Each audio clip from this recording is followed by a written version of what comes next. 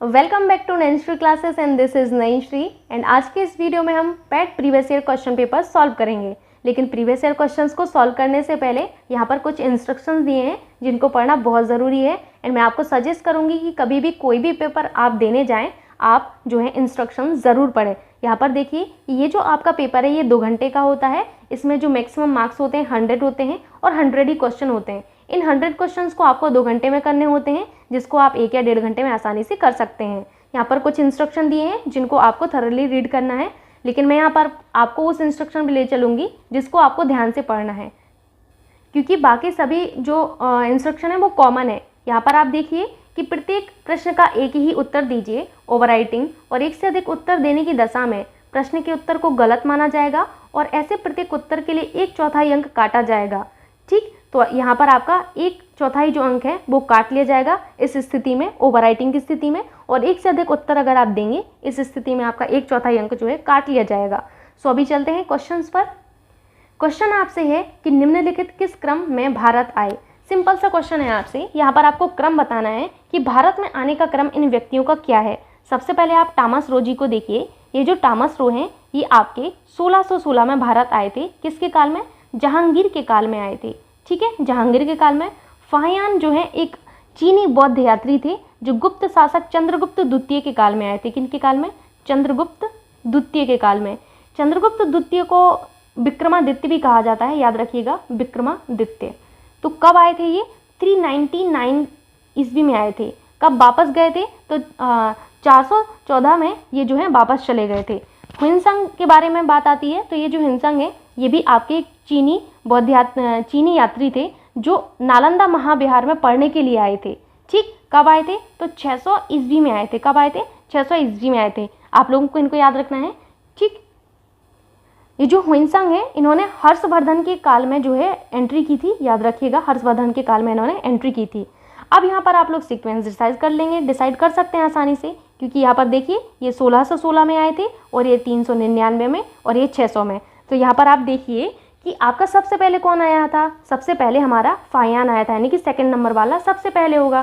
फिर कौन होगा? ह्वेनसांग होगा, यानी कि थर्ड वाला, फिर फर्स्ट वाला। ये सीक्वेंस जिसमें मैच कर रहा हो वही आंसर हमारा करेक्ट हो जाएगा। तो यहाँ पर आपका सी ऑप्शन एकदम करेक्ट होगा।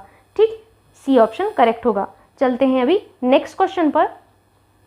क्वेश्चन है आपसे कि सिराज उद दौला किस युद्ध में अंग्रेजों से पराजित हुआ था।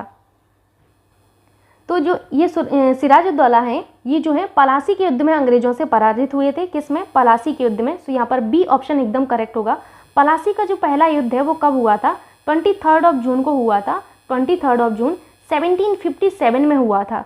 ठीक, पलासी कहाँ पर पड़ता है? पलासी याद रखिएगा, ये जो पलासी है ये आपके बंगाल के मुर्शिदाबाद में पड़ता है। कहाँ पर? बंगाल के मुर्शिदाबाद में पलासी पड़ता है।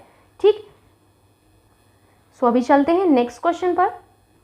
क्वेश्चन है आपसे, इनमें से कौन हड़प नीति का कट्टर समर्थक था। आपको ये तो पता ही होगा कि हड़प नीति किसने चलाई थी, लेकिन यहाँ पर आपसे ये पूछा गया है कि कट्टर समर्थक कौन था। ठीक है, तो लॉर्ड डलहौजी जो है हड़प नीति का कट्टर समर्थक था। ठीक है, याद रखिएगा कि लॉर्ड डलहौजी आपकी जो हड़प नीति है इसके कट्टर समर्थक थे। सो बी ऑप्शन आपका करेक्ट होगा। अगर आपसे हड़प नीति कहा जाए या फिर आपसे कहा जाए व्यपगत का सिद्धांत, क्या कहा जाए? व्यपगत का सिद्धांत, तो ये एक ही होते हैं, हड़प नीति या फिर व्यपगत का सिद्धांत, जिसको आपकी लॉर्ड डलहौजी ने चलाया था। उद्देश्य क्या था हड़प नीति का? तो आप जो है ये जो हड़प नीति है उसको आप ध्यान से पढ़िए तो समझ में आ जाएगा। हड़प का मतलब क्या होता है? हड़पना, यानी कि भारत में ब्रिटिश राज्य क्षेत्र का विस्तार करना। सिंपल सी बात है।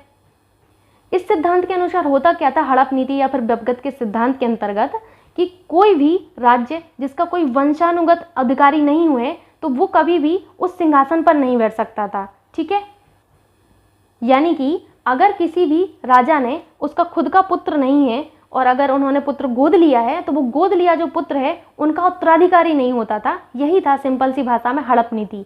ठीक, अब क्वेश्चन ये पूछा जाता है आपसे परीक्षाओं में कि हड़प नीति जो है सबसे पहले कहाँ पर आपकी जो है लागू की गई थी। तो हड़प नीति जो है सबसे पहले आपकी सतारा में। कहाँ पर? सतारा में। सतारा याद रखिएगा कब? 1848 में आपकी जो है यहाँ पर सबसे पहले यहाँ पर लागू की गई थी, यानी कि सबसे पहले हड़प नीति के अंतर्गत किसको विलय किया गया था ब्रिटिश साम्राज्य में? तो सतारा को विलय किया गया था। ध्यान से सुनिए और लिखिएगा कि लॉर्ड डलहौजी ने हड़प नीति के आधार पर सर्वप्रथम सतारा को ब्रिटिश साम्राज्य में मिलाया था, उसके पश्चात जयपुर को, फिर संबलपुर को, फिर बाहत को, फिर उदयपुर को, इस तरीके से चले गए थे। ठीक, नेक्स्ट क्वेश्चन है आपसे कि भारतीय इतिहास में धनवंतरी कौन थे? आपको बताना है कि भारतीय इतिहास में धनवंतरी कौन थे।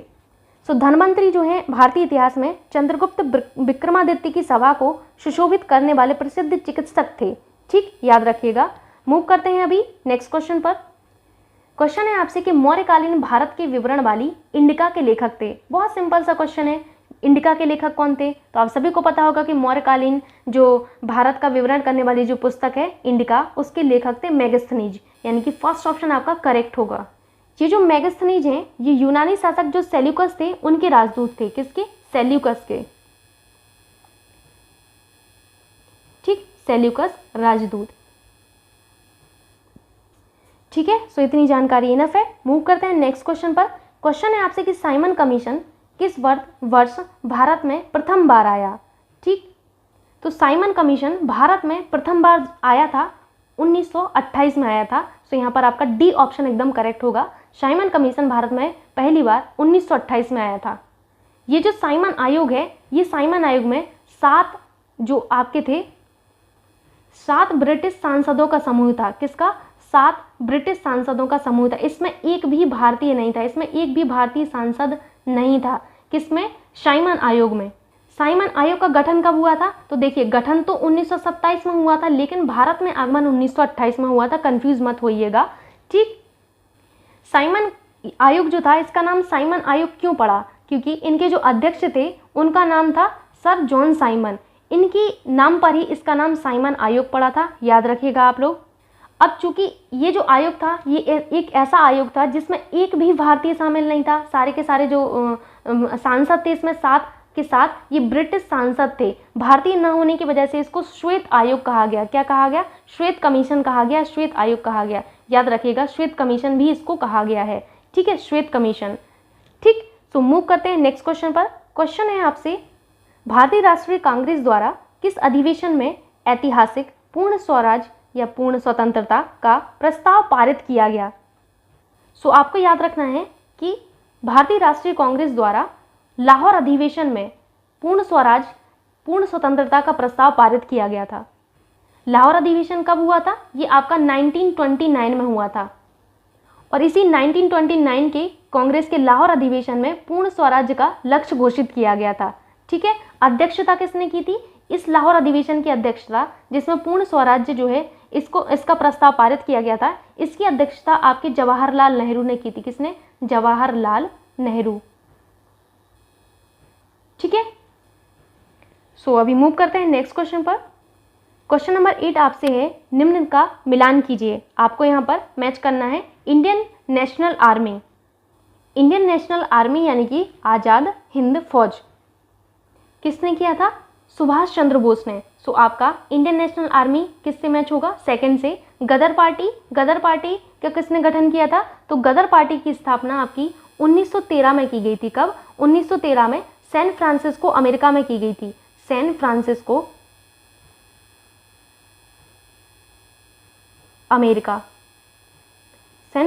अमेरिका में की गई थी लाला हरदयाल जी के द्वारा। सो यहाँ पर आपका गदर पार्टी को हम फर्स्ट से मैच करेंगे। मित्र मेला का गठन किसने किया था? मित्र मेला या अभिनव भारत सोसाइटी, इसे पहले मित्र मेला के नाम से जाना जाता था। इसकी स्थापना 1904 में विनायक दामोदर सावरकर ने की थी। सो यहाँ पर मित्र मेला को हम यहाँ से मैच कर देंगे। कब की गई थी? 1904 में की गई थी। ठीक है, इसी को बाद में क्या कहा गया? अभिनव भारत सोसाइटी कहा गया था। ठीक है, फिर बात आती है होम रूल लीग की। तो इस लीग का जो प्रमुख नेता था, वैसे तो बाल गंगाधर तिलक जी थे, लेकिन एनी बेसेंट भी इनकी मानी जाती हैं, क्योंकि आपको इन दोनों को याद रखना है। सो यहाँ पर आपका जो है बाल गंगाधर तिलक जी नहीं है। आपकी जो होम रूल लीग है, इनकी स्थापना अप्रैल 1916 में किसने की थी? एनी बेसेंट ने की थी। अप्रैल में की थी। ठीक है, अप्रैल 1916 में एनी बेसेंट ने की थी। याद रखिएगा, इतनी चीज़ें आपके लिए इंपॉर्टेंट हैं। मूव करते हैं अभी नेक्स्ट क्वेश्चन पर।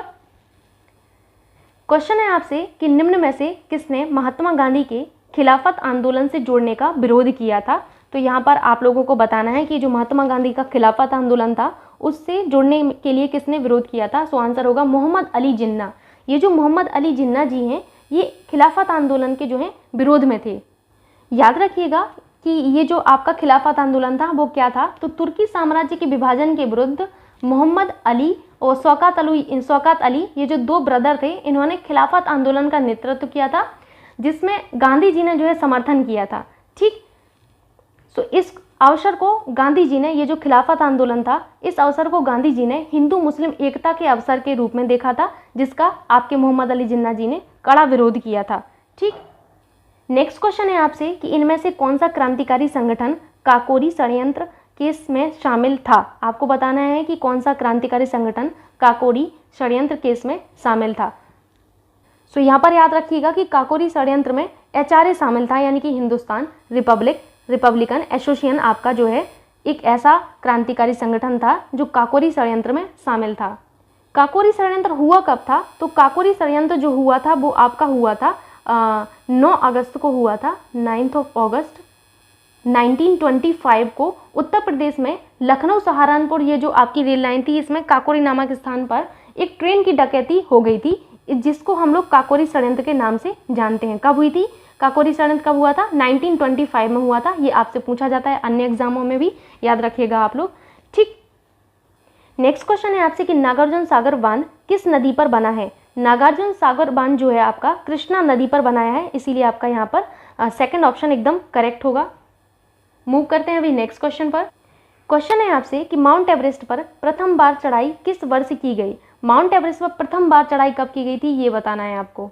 तो माउंट एवरेस्ट पर जो पहली बार चढ़ाई की गई थी 1953 में की गई थी। कब की गई थी? 1953 में की गई थी। और किसने की थी? तो पहली बार 29 मई, यहाँ पर मैं लिख देती हूँ 29 मई 1953 को पहली बार माउंट एवरेस्ट पर न्यूजीलैंड के एडमंड हिलेरी और नेपाल मूल के भारतीय तेंजिंग नोर्गे शेरपा, इन्होंने चढ़ाई की थी। इन दोनों को ही आपको याद रखना है कि पहली बार माउंट एवरेस्ट पर न्यूजीलैंड के, मैं यहाँ लिख देती हूँ न्यूजीलैंड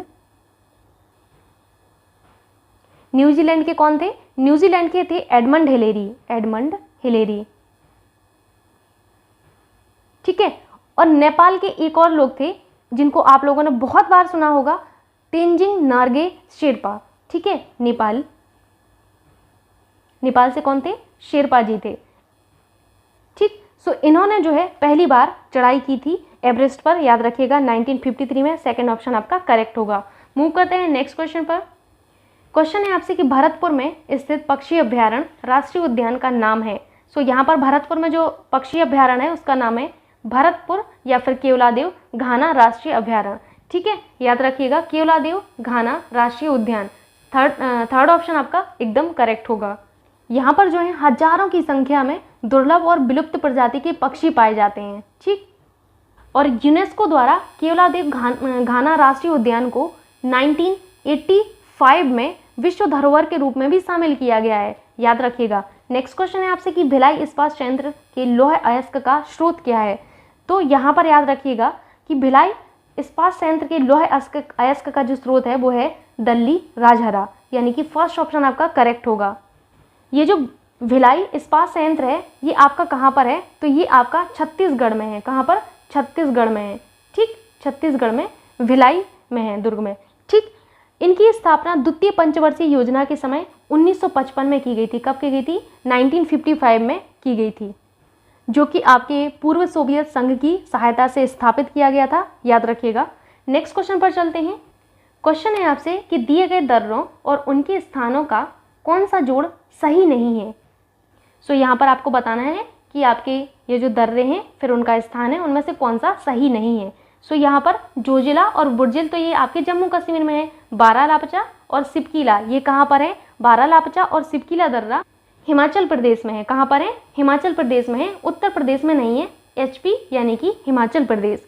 नेक्स्ट है आपका थांगला, नीतिला पास और लिपुलेख, ये कहाँ पर है? तो ये आपके उत्तराखंड में है। कहाँ पर? उत्तराखंड में है, तो मैं यहाँ लिख देती हूँ उत्तराखंड। ठीक, फिर है आपका नाथुला और जलेपला। नाथुला और जलेपला कहाँ पर है? सिक्किम में है। तो आप यहाँ पर देखेंगे कि आपका कौन सा जोड़ सही नहीं है, तो सेकंड और थर्ड वाला आपका सही नहीं था, इसीलिए आपका बी ऑप्शन करेक्ट होगा। ठीक है, ध्यान से देखिएगा तो समझ आएगा आपको। मूव करते हैं नेक्स्ट क्वेश्चन। नेक्स्ट क्वेश्चन है आपसे क्वेश्चन नंबर 16, किसकी बढ़ने के फलस्वरूप निजी निवेश में वृद्धि की अधिक संभावना होगी। याद रखिएगा कि नई पूंजी पर अनुमानित जो प्राप्ति होती है उसके बढ़ने के फलस्वरूप निजी निवेश में वृद्धि की अधिक संभावना होगी। क्वेश्चन नंबर 17 पर चलते हैं। भारत की राष्ट्रीय आय यानी कि जो नेशनल इनकम है उसका आकलन करने वाली संस्था कौन है। तो भारत की जो नेशनल इनकम होती है उसका आकलन करने वाली जो संस्था है वो केंद्रीय सांख्यिकी संगठन है। कौन है? केंद्रीय सांख्यिकी संगठन है। मूव करते हैं क्वेश्चन नंबर 18 पर। सो क्वेश्चन नंबर 18 आप लोग देखिए कि सेवा क्षेत्र का दूसरा नाम क्या है। सिंपल क्वेश्चन है ये। तो सेवा क्षेत्र का जो दूसरा नाम होता है वो टर्सरी होता है, यानी कि तृतीयक क्षेत्र होता है। सो याद रखिएगा यहाँ पर आपका फर्स्ट ऑप्शन एकदम करेक्ट होगा। आखिर क्या होता है ये टर्सरी क्षेत्र? तो अर्थव्यवस्था के दो और क्षेत्र होते हैं, एक प्राथमिक क्षेत्र होता है, एक द्वितीयक क्षेत्र होता है। तृतीयक तो आप पढ़ ही रहे हैं। तो ये जो है प्राथमिक क्षेत्र और द्वितीयक क्षेत्र को अपनी उपयोगी सेवाएं प्रदान करता है। टर्सरी क्षेत्र के अंतर्गत क्या क्या आता है? टर्सरी क्षेत्र में आपका आता है व्यापार आता है। ठीक है, याद रखिएगा, बहुत ही इंपॉर्टेंट है। व्यापार के अलावा आप क्या क्या आता है? यातायात आता है। ठीक है, यातायात। अब यातायात नहीं होगा तो जो प्राइमरी क्षेत्र हैं और जो सेकेंडरी क्षेत्र हैं वो कैसे अपना कार्य कर पाएंगे? तो इनको सेवाएं देने का काम कौन करता है? टर्सरी क्षेत्र करता है। ठीक है, संप्रेषण यानी कि कम्युनिकेशन जो होता है। ठीक, तो कम्युनिकेशन भी आपका किस में आता है? टर्सरी में आता है। मनोरंजन, ठीक है, मनोरंजन। और आपका स्वास्थ्य, ये जो है आपके किस में आते हैं? ये आपके टर्सरी क्षेत्र में आते हैं। और शिक्षा, शिक्षा आप लोग जरूर से याद रखिएगा, शिक्षा भी आपका टर्सरी क्षेत्र में ही आता है। ठीक, सो अभी मूव करते हैं नेक्स्ट क्वेश्चन पर, जो कि है आपसे कि भारत में श्वेत क्रांति के जनक के रूप में किसे जाना जाता है या कौन जाना जाता है। बहुत अच्छा क्वेश्चन है। भारत में श्वेत क्रांति के जनक के रूप में डॉक्टर वर्गीस कुरियन को जाना जाता है। किसको? डॉक्टर वर्गीस कुरियन, यानी कि आपका बी ऑप्शन यहाँ पर बिल्कुल करेक्ट होगा। ये जो डॉक्टर वर्गीस कुरियन है, इन्हीं के प्रयासों से भारत को विश्व में सबसे बड़े दूध उत्पादक के रूप में उभरने को जो है चांस मिला। ठीक, याद रखिएगा, इसीलिए इनके प्रयासों के कारण भारत में इन्हें श्वेत क्रांति के जनक कहा जाता है। ठीक है, इन्होंने 1960 के टाइम इन्होंने एक ऑपरेशन फ्लड शुरू किया था। ऑपरेशन फ्लड नाम की एक परियोजना इन्होंने ही शुरू की थी, जो कि आप लोगों को याद रखना है। सो अभी मूव करते हैं नेक्स्ट क्वेश्चन पर। क्वेश्चन नंबर 20 आप लोग यहाँ पर देखिए कि भारत में आर्थिक सुधार 1991 के दौरान कौन प्रधानमंत्री थे। ठीक है, आर्थिक सुधार जब 1991 में हुए उस टाइम भारत के प्रधानमंत्री कौन थे? तो उस टाइम भारत के जो प्रधानमंत्री थे वो पीवी नरसिम्हा राव जी थे। याद रखिएगा, ऑप्शन नंबर यहाँ पर 1 एकदम करेक्ट होगा। अब भारत के आर्थिक सुधारों की जो रूपरेखा है वो किसने तय की थी? तो डॉक्टर मनमोहन सिंह जी ने तय की थी। किसने? डॉक्टर मनमोहन सिंह जी ने। मनमोहन सिंह ये उस टाइम जो है वित्त मंत्री थे। क्या थे? वित्त मंत्री थे, फाइनेंस मिनिस्टर थे उस टाइम। ठीक, सो यहाँ पर आपको याद रखना है कि भारत में आर्थिक सुधार जब हुए थे 1991 के दौरान, उस टाइम पीवी नरसिम्हा राव जी आपके जो है प्रधानमंत्री थे और वित्त मंत्री डॉक्टर मनमोहन सिंह जी थे। ठीक, नेक्स्ट क्वेश्चन पर मूव करते हैं। नेक्स्ट क्वेश्चन आपसे पॉलिटी से है कि भारत के संविधान में इनमें से क्या राज्य सूची में शामिल नहीं है? पुलिस, कानून और व्यवस्था, जेल, दंड प्रक्रिया संहिता। सो यहाँ पर पुलिस तो देखिए आपकी राज्य सूची में है और आपका कानून और व्यवस्था भी राज्य सूची में है, जेल है, लेकिन दंड प्रक्रिया संहिता ऑप्शन नंबर डी ये जो है आपके राज्य सूची में शामिल नहीं है। ये आप सभी को पता होगा कि भारत की संविधान की जो 7वीं अनुसूची है, 7वीं अनुसूची में जो है केंद्र और राज्य की जो शक्तियां हैं इनका बंटवारा किया गया है। ठीक, तो इसमें 3 अनुसूचियों के बारे में बात की जाती है। एक तो होता है आपका संघ सूची, दूसरा होता है आपका राज्य सूची और तीसरा होता है आपका समवर्ती सूची। ठीक, शिक्षा जो है आपका समवर्ती सूची में ही आता है। संघ सूची का मतलब है कि इस पर केवल संघ सूची में जो वर्णित विषय हैं इन पर केवल और केवल केंद्र सरकार ही आप कानून बना सकती है। राज्य सूची में जितने भी विषय हैं इन पर आपका स्टेट गवर्नमेंट जो है नियम बना सकती है, कानून बना सकती है। समवर्ती सूची पर आपकी राज्य सरकार और केंद्र सरकार दोनों ही कानून बना सकती है। याद रखिएगा आप लोग। राज्य सूची में वर्तमान में 61 जो है आपके टोटल विषय हैं, याद रखिएगा। मूव करते हैं नेक्स्ट क्वेश्चन पर। क्वेश्चन नंबर 22 आप लोग देखिए कि निम्नलिखित में से क्या भारतीय संविधान की मुख्य विशेषता नहीं है। सो यहाँ पर आप लोग देखिए कि अर्धसंघीय संरचना यानी कि क्वासी फेडरल स्ट्रक्चर आपके भारतीय संविधान का है।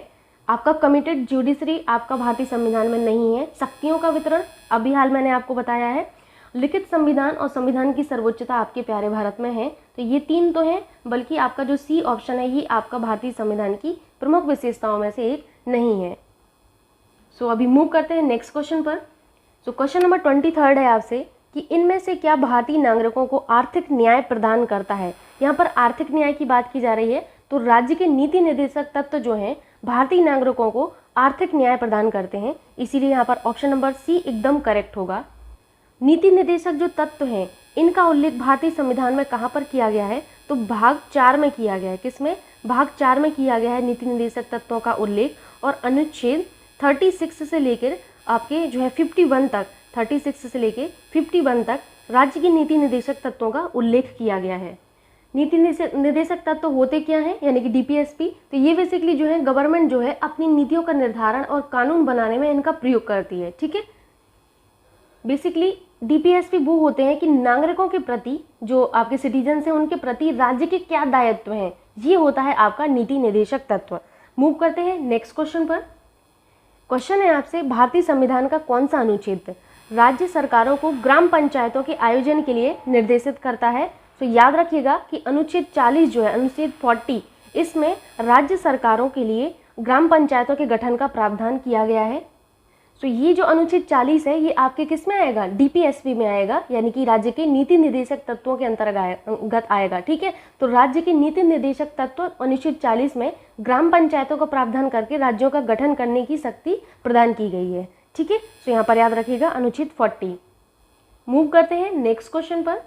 क्वेश्चन नंबर 25 आपसे है कि त्रिस्तरीय पंचायती राज व्यवस्था का विचार किसने रखा था। आपको यहाँ पर बताना है त्रिस्तरीय पंचायती राज व्यवस्था का जो विचार है किसने रखा था। सो आपके वीके मेहता साहब ने, यानी कि बलवंत राय मेहता जो समिति थी, इन्होंने त्रिस्तरीय पंचायती राज व्यवस्था का विचार रखा था, इसीलिए यहाँ पर आपका फर्स्ट ऑप्शन एकदम करेक्ट होगा, याद रखिएगा। भारत सरकार ने आपका जो है 1957 में बलवंत राय मेहता की अध्यक्षता में एक समिति का गठन किया था, जिसने अपनी रिपोर्ट जो है 1957 में ही गवर्नमेंट को सौंप दी थी, जिसमें इन्होंने पंचायती राज व्यवस्था के लिए त्रिस्तरीय पंचायती राज व्यवस्था की जो है विचार रखा था। त्रिस्तरीय में आता क्या क्या है, तो त्रिस्तरीय में याद रखिएगा कि आपका जो है 3 स्तर पर क्या क्या आता है, ग्राम पंचायत,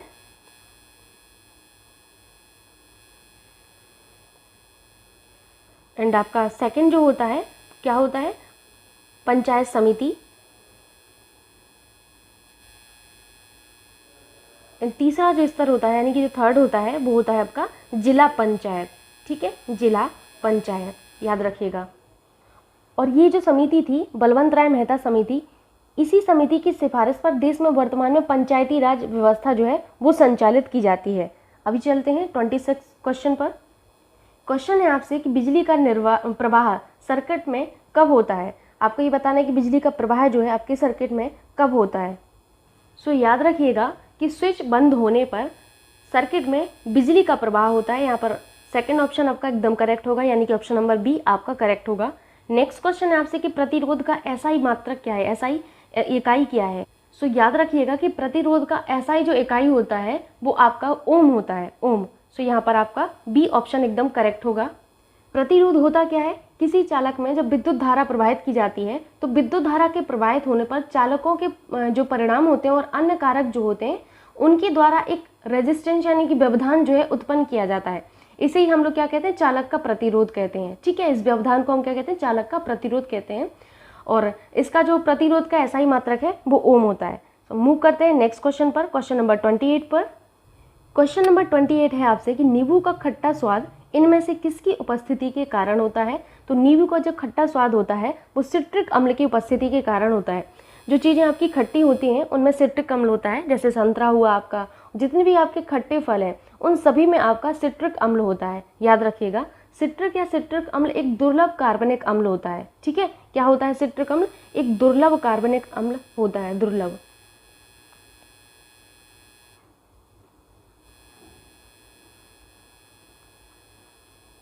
कार्बनिक अम्ल।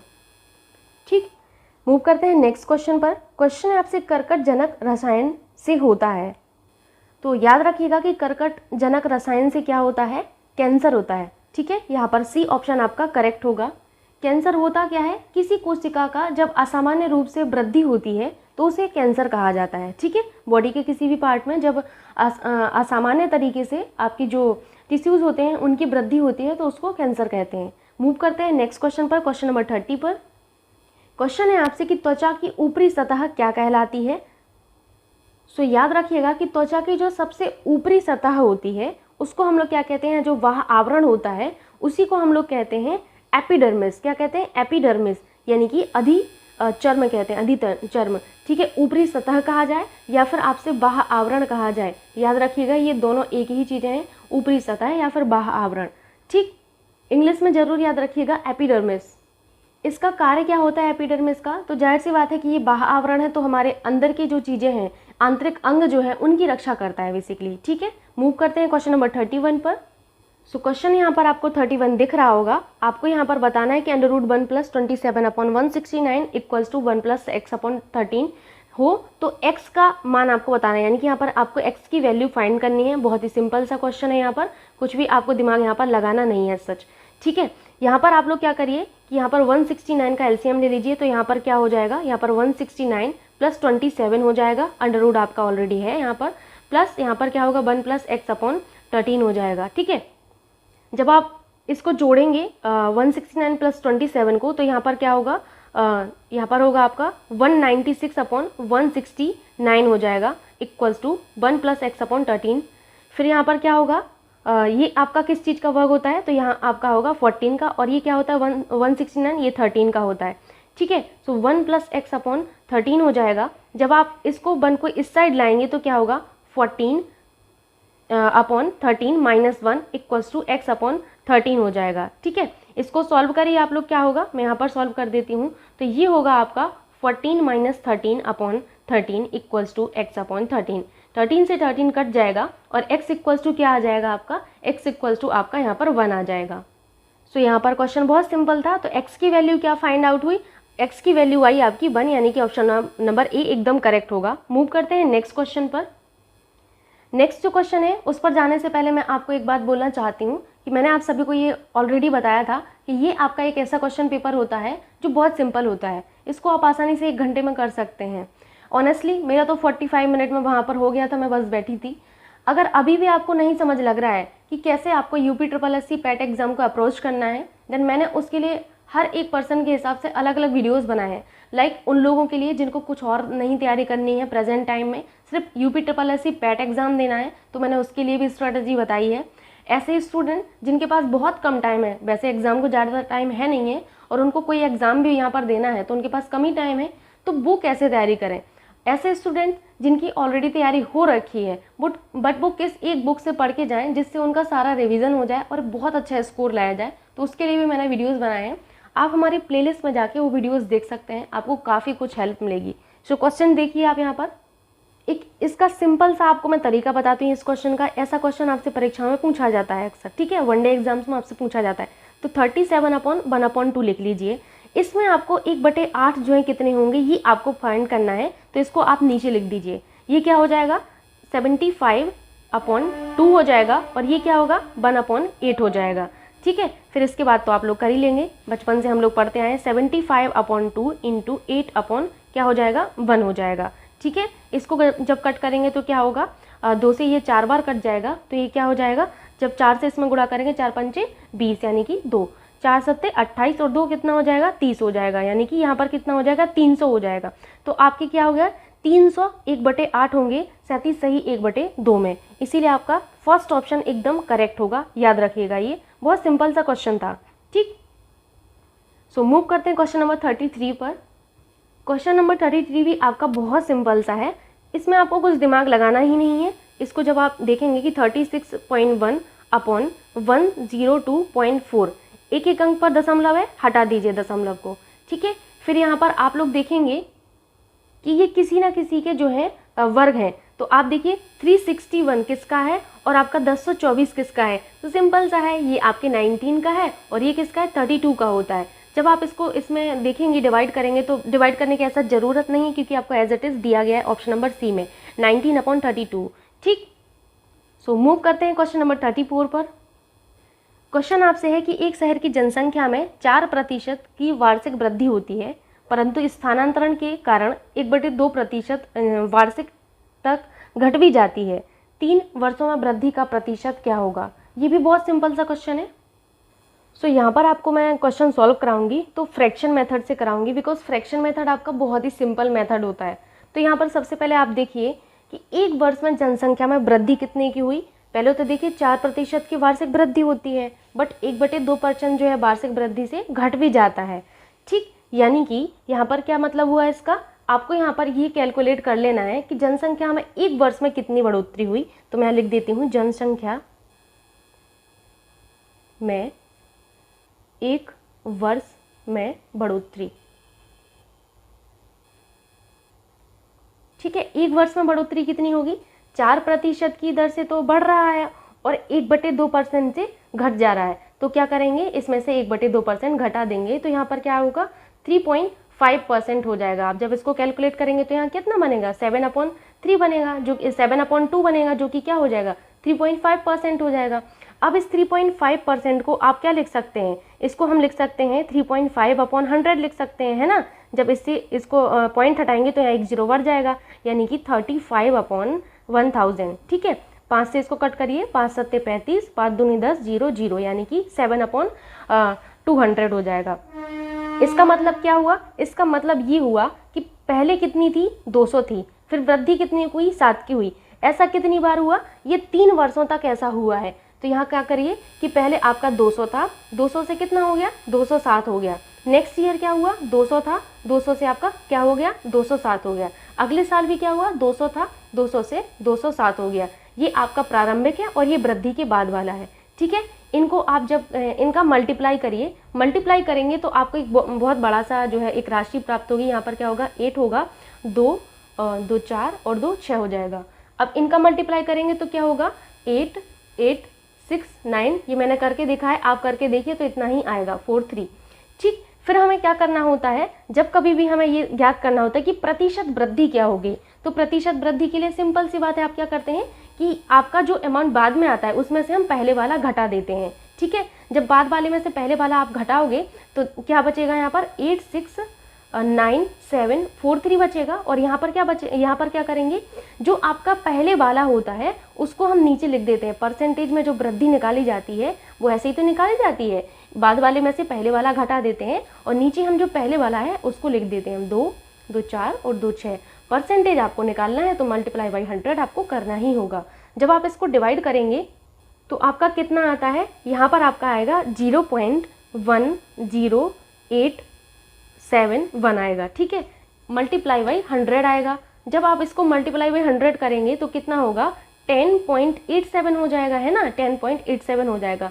मैच करिए, यही आपकी प्रतिशत वृद्धि होगी। ठीक है, तो 3 वर्षों की प्रतिशत वृद्धि कितनी आई, 10.87 आई, यानी कि यहाँ पर मैच करिए तो आपका ये वाला ऑप्शन मैच होता है, डी वाला।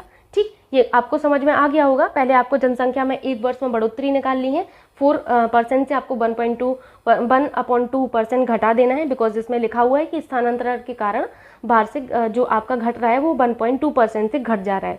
ठीक, तो आपका यहाँ पर जो क्या एक वर्ष में बढ़ोतरी आएगी वो क्या होगी, 3.5% होगी। 3.5 को आप इस तरीके से बदलिए फ्रैक्शन में, फिर आप देखेंगे कि 200 पहले थी, बढ़ोतरी कितने की हो जाती है, 7 की हो जाती है। ऐसा कितनी बार होता है, 3 वर्षों तक होता है, पहले वर्ष, दूसरे वर्ष, तीसरे वर्ष। ये प्रारंभिक और ये आपका क्या होगा, बाद में बढ़ोतरी के बाद हुआ। ठीक, फिर इसको आप मल्टीप्लाई करेंगे, इसको मल्टीप्लाई करेंगे तो ये आपको प्राप्त हुआ और वहाँ से आपको ये आपको प्राप्त होगा। फिर हम क्या करते हैं, जब भी प्रतिशत वृद्धि निकालनी होती है तो बाद वाले में से पहले वाले को घटा देते हैं, जो कि आपका इतना आएगा, और नीचे हमारी जो पहले होती है उसको हम लिख देते हैं, प्रारंभिक को लिखते हैं। प्रारंभिक अमाउंट हमारा कुछ भी हो तो इसको हम लिखते हैं और मल्टीप्लाई बाई 100 करते हैं परसेंटेज निकालने के लिए। तो आपका यहाँ पर आ गया 10.87 आया, यानी कि 10.8। मूव करते हैं क्वेश्चन नंबर 35 पर। 35 है आपसे कि 13 परिणामों का औसत 68 है, पहले 7 का औसत 63 है और आखिरी 7 का औसत 70 है, तो 7वें का परिणाम क्या है। ये तो बहुत ही सिंपल सा क्वेश्चन हो गया। जब कभी भी ऐसे क्वेश्चन आते हैं कि 13 परिणामों का औसत 68 है, पहले 7 का औसत 63 है और आखिरी 7 का औसत आपका 70 है और बीच वाले का मतलब 7वें का परिणाम आपको बताना है, तो देखिए क्या करना होता है कि 13 परिणामों का औसत 68 दिया है, तो 13 परिणामों का योग क्या होगा। जब हम योग निकालते हैं तो हम क्या करते हैं, 13 गुणा 68 कर देते हैं, ठीक। फिर पहले 7 का औसत कितना है, तो यहाँ पर लिख लीजिए कि पहले 7 का योग कितना होगा। पहले 7 का योग जो होगा 7 × 63 हो जाएगा, यानी कि कितना होगा यहाँ पर 441 होगा। और ये कितना हो जाएगा, ये होगा आपका 884 हो जाएगा, ठीक है, 884, ठीक। यहाँ पर लिखा नहीं जा रहा है, 884 याद रखिएगा, ठीक। फिर आप देखिए कि आखिरी 7 का आपको यहाँ पर औसत दिया गया है, तो आखिरी 7 का भी आप निकाल लीजिए। आखिरी 7 का योग, आखिरी 7 का योग कितना होगा, जो नंबर होता है, मतलब आपका यहाँ पर 7 अंक है तो 7 से मल्टीप्लाई करेंगे, इनटू आपको क्या औसत दिया गया है 70, तो 70 से यहाँ पर गुणा कर देते हैं। सो यहाँ पर आपका कितना बनेगा, 7 49 490 बन जाएगा, ठीक। अब आपको यहाँ पर क्या ज्ञात करना था, आपको 7वां परिणाम ज्ञात करना था। तो इसके लिए सिंपल सा मेथड है कि इन दोनों को जोड़ दीजिए और इसको घटा दीजिए, तो आपको 7वां परिणाम प्राप्त हो जाएगा। क्योंकि यहाँ पर आपके टोटल 13 परिणामों का योग दिया है, यहाँ पहले 7 का, यहाँ आखिरी 7 का। तो यहाँ पर देखिए जब आप इन 7 का और इन 7 का योग करेंगे, इन दोनों 7 का योग करेंगे और 13 को घटा देंगे, तो आपका जो बचा हुआ 1 है, जो राशि 1 है वो आपकी आ जाएगी। और जो राशि 1 मैं बता रही हूँ कौन सा है, 7वां परिणाम है आपका, ठीक है। तो उस राशि का परिणाम आपको ज्ञात हो जाएगा। तो आप क्या करिए कि 490 + 441 में से आप क्या घटा दीजिए, 884 घटा दीजिए।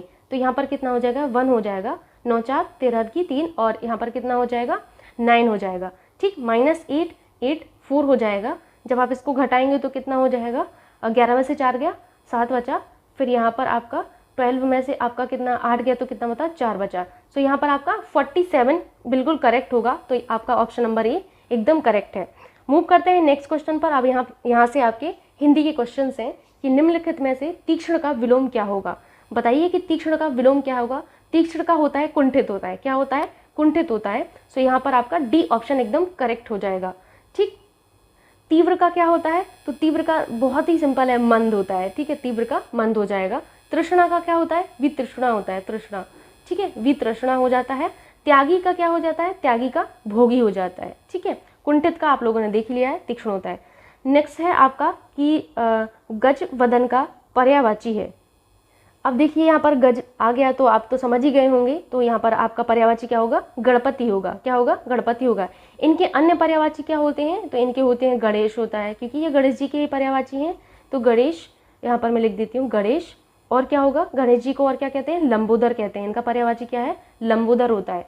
और क्या होता है, विनायक भी होता है, विनायक, ठीक। और इनका एक और पर्यायवाची होता है जो कि इंपॉर्टेंट है, विघ्नेश, विघ्नेश, ठीक है, विघ्नेश इनका पर्यायवाची होता है, ठीक है। यहाँ पर मैं गर्जन के पर्यायवाची आपको ऐसे ही बता देती हूँ, गरजना या भीषण ध्वनि कह सकते हैं आप लोग। मेघनाथ का आपको यहाँ पर मैं बता देती हूँ क्योंकि इनके इंपॉर्टेंट होते हैं। मेघनाथ का होता है इंद्रजीत, आप लोगों ने सुना ही होगा, इंद्रजीत, ठीक है, इंद्रजीत। और रावत शूत होता है, क्या होता है, रावण शूत होता है, रावण शूत होता है, ठीक। और यहाँ पर विष्णु जी के पर्यायवाची बहुत ज़्यादा इंपॉर्टेंट हो जाते हैं। तो विष्णु जी का होता है नारायण, नारायण। और क्या होता है, दामोदर भी होता है, दामोदर। लंबोदर मत कर देना, दामोदर होता है, ठीक है। लंबोदर तो आपके गणेश जी का पर्यायवाची है, ठीक है, दामोदर होता है। चक्रपाणी होता है जो कि बहुत ज़्यादा इंपॉर्टेंट है, चक्रपाणी, ठीक है। और इनका पर्यायवाची होता है उपेंद्र होता है, उपेंद्र। और लक्ष्मीपति होता है, जिसमें से चंद्रपाणी और उपेंद्र बहुत ज़्यादा इंपॉर्टेंट है। तो याद रखिएगा कि उपेंद्र और चंद्रपाणी जो होता है, चक्रपाणी, सॉरी, चक्रपाणी इनका इंपॉर्टेंट होता है, ठीक है। मूव करते हैं नेक्स्ट क्वेश्चन पर। क्वेश्चन है आपसे, कांटों से भरा हुआ वाक्य के लिए नीचे दिए गए विकल्प में से एक शब्द चुनिए। कांटों से भरा हुआ के लिए, वाक्यांश के लिए जब एक शब्द आप चूज करेंगे तो क्या होगा, कंठ का कीर्ण होगा, क्या होगा, कंठ का कीर्ण होगा। इसीलिए यहाँ पर आपका डी ऑप्शन करेक्ट होगा। नेक्स्ट क्वेश्चन है आपसे कि दूध का दूध और पानी का पानी करना मुहावरे का अर्थ क्या होता है। तो दूध का दूध, पानी का पानी करना का होता है उचित निर्णय करना, क्या होगा, उचित निर्णय करना। तो यहाँ पर आपका डी ऑप्शन करेक्ट होगा। मूव करते हैं नेक्स्ट क्वेश्चन पर। क्वेश्चन नंबर 40 है आपसे कि शुद्ध वर्तनी का चयन करिए। यहाँ पर आपको शुद्ध वर्तनी का चयन करना है। तो यहाँ पर आप देखेंगे कि बहिष्कार आपको यहाँ पर लिखना है। तो बहिष्कार कैसे लिखा जाता है, इस तरीके से आपका बहिष्कार लिखा जाता है। अब मैच कर लीजिए आप किस में इस तरीके का लिखा गया है। सो आप देखेंगे कि आपका जो है सी इसी तरीके से लिखा गया है, ठीक है, बहिष्कार, ठीक, सी ऑप्शन करेक्ट होगा। मूव करते हैं क्वेश्चन नंबर 41 पर, जो कि आपसे इंग्लिश के क्वेश्चन है। सो यहाँ पर आपका पैसेज दिया गया है कि read the passage carefully and answer the corresponding questions. I climb into bed and rolled my self in my blankets. First, extinguishing the light that burned steadily near the door. I lay still trying to get to sleep, but my fear made that impossible, and soon I sat up in bed, peering into the darkness and occasionally glancing at the round window in the side of the ship, which seemed like a plate suspended in the darkness. For an hour I must have sat like this, and then I was suddenly roused by a draught of cold air. I jumped out of bed, not having allowed for the motion of the ship. I was instantly thrown violently across the room. ठीक है, सो यहाँ पर जब कभी भी passage आपको आता है तो सबसे पहले आप लोग क्वेश्चन रीड किया करिए, उसके बाद पैसेज। मैं इसी तरीके से करती हूँ कि पहले क्वेश्चन रीड करती हूँ, उसके बाद पैसेज, तो वहाँ पर पता चल जाता है कि क्वेश्चन में क्या पूछा गया, तो उसी हिसाब से पैसेज में आप ढूंढ सकते हैं। सो यहाँ पर आप देखिए कि क्वेश्चन नंबर फर्स्ट क्या है कि the author said peering into the darkness because. आपको यहाँ पर बताना है कि the author said peering into the darkness because. तो आप पैसेज से अभी हाल पढ़ के आए हैं, तो क्या होगा यहाँ पर आंसर, ही वॉज एफ्रेड। ठीक है, नेक्स्ट होगा आपसे क्वेश्चन कि the author jumped out of the bed because. So आपको याद होगा कि वो क्यों जंप किया था बेड से अचानक, क्योंकि a cold bridge blow past his face. ठीक है, याद करिएगा आप लोग तो याद आ जाएगा। ठीक है, सी ऑप्शन यहाँ पर करेक्ट होगा। नेक्स्ट क्वेश्चन पर चलते हैं 43 पर। क्वेश्चन है आपसे कि which one of the following did author do first. सबसे पहले उसने क्या किया था, क्लाइंबिंग इनटू द बेड, यहाँ पर बी ऑप्शन एकदम करेक्ट होगा। नेक्स्ट क्वेश्चन है आपसे कि give synonym of the following word pride. Pride का आपको यहाँ पर सिनोनिम बताना है। सो यहाँ पर प्राइड का क्या होता है, डिग्निटी हो जाएगा। क्या होगा, डिग्निटी। प्राइड को हिंदी में क्या होगा यहाँ पर, मतलब गौरव होता है। क्या होता है, गौरव। डिग्निटी का मतलब भी क्या होता है, गौरव ही होता है। ठीक है, और आपको यहाँ पर सिनोनिम ही देना था। ठीक, मूव करते हैं नेक्स्ट क्वेश्चन पर, जो कि आपका एंटोनिम बताना है कि give antonym of the following word कीन। यहाँ पर आपको कीन का जो है एंटोनिम बताना है।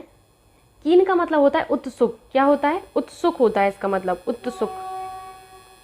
ठीक, यानी कि ईगर होता है। लेकिन यहाँ पर आपको क्या बताना है, यहाँ पर आपको बताना है उल्टा, एंटोनिम बताना है। ठीक है, सो यहाँ पर करेक्ट जो होगा आपका यहाँ पर एंटोनिम वो होगा डल होगा। क्या होगा, डल होगा। ठीक, ईगर तो इसका सिनोनिम हो जाएगा उत्सुक। ठीक, लेकिन यहाँ पर आपको उल्टा बताना है तो डल हो जाएगा। मूव करते हैं क्वेश्चन नंबर 46 पर। अब यहाँ पर आपसे रीजनिंग के क्वेश्चन हैं। क्वेश्चन है आपसे कि दिए गए विकल्पों में से संबंधित शब्द का चयन कीजिए। कुत्ता, रेबीज, मच्छर से क्या होता है। सिंपल सा क्वेश्चन है, मच्छर से क्या होगा, ओबियस सी बात है, मलेरिया होगा। सो यहाँ पर सी ऑप्शन एकदम करेक्ट होगा। मूव करते हैं क्वेश्चन नंबर 47 पर। क्वेश्चन नंबर 47 है कि उस शब्द का चयन कीजिए जो समूह के बाकी शब्दों में मेल नहीं रखता। आपको बताना है डिफरेंट शब्द यहाँ पर बताना है कि जो बाकी शब्द से यहाँ पर मेल नहीं रख रहा है। ठीक है, देखिए यहाँ पर नन, सूरवीर, पादरी, मुनि। यहाँ पर देखिए कि नन, मुनि और पादरी ये मैच करते हैं, बल्कि सूरवीर का यहाँ पर कोई जो है यहाँ पर मेल नहीं हो रहा है। इसीलिए आपका क्वेश्चन नंबर 47 का जो करेक्ट आंसर होगा वो बी होगा। सूरवीर यहाँ पर आपका कहीं से भी मैच नहीं होता है। ठीक है, बाकी सब देखिए आप धार्मिक व्यक्ति हैं, नन, मुनि, पादरी। सूरवीर ऐसा कुछ नहीं है। क्वेश्चन है वो आपसे रीजनिंग से है, सिंपल सा क्वेश्चन है, आप आसानी से समझ जाएंगे। यहाँ पर लिखा गया है कि इस शब्द को, ये जो वर्ड है इसको इस तरीके से लिखा जा सकता है। तो एडवांटेजेस यानी कि इस वर्ड को आप क्या लिख सकते हैं, यानी कि किस तरीके से लिख सकते हैं। जब कभी भी रीजनिंग में इस तरीके का क्वेश्चन आए तो इनको आप दूर दूर करके लिख लिया करिए। जैसे मैं यहाँ पर लिख देती हूँ COMPUTRONE।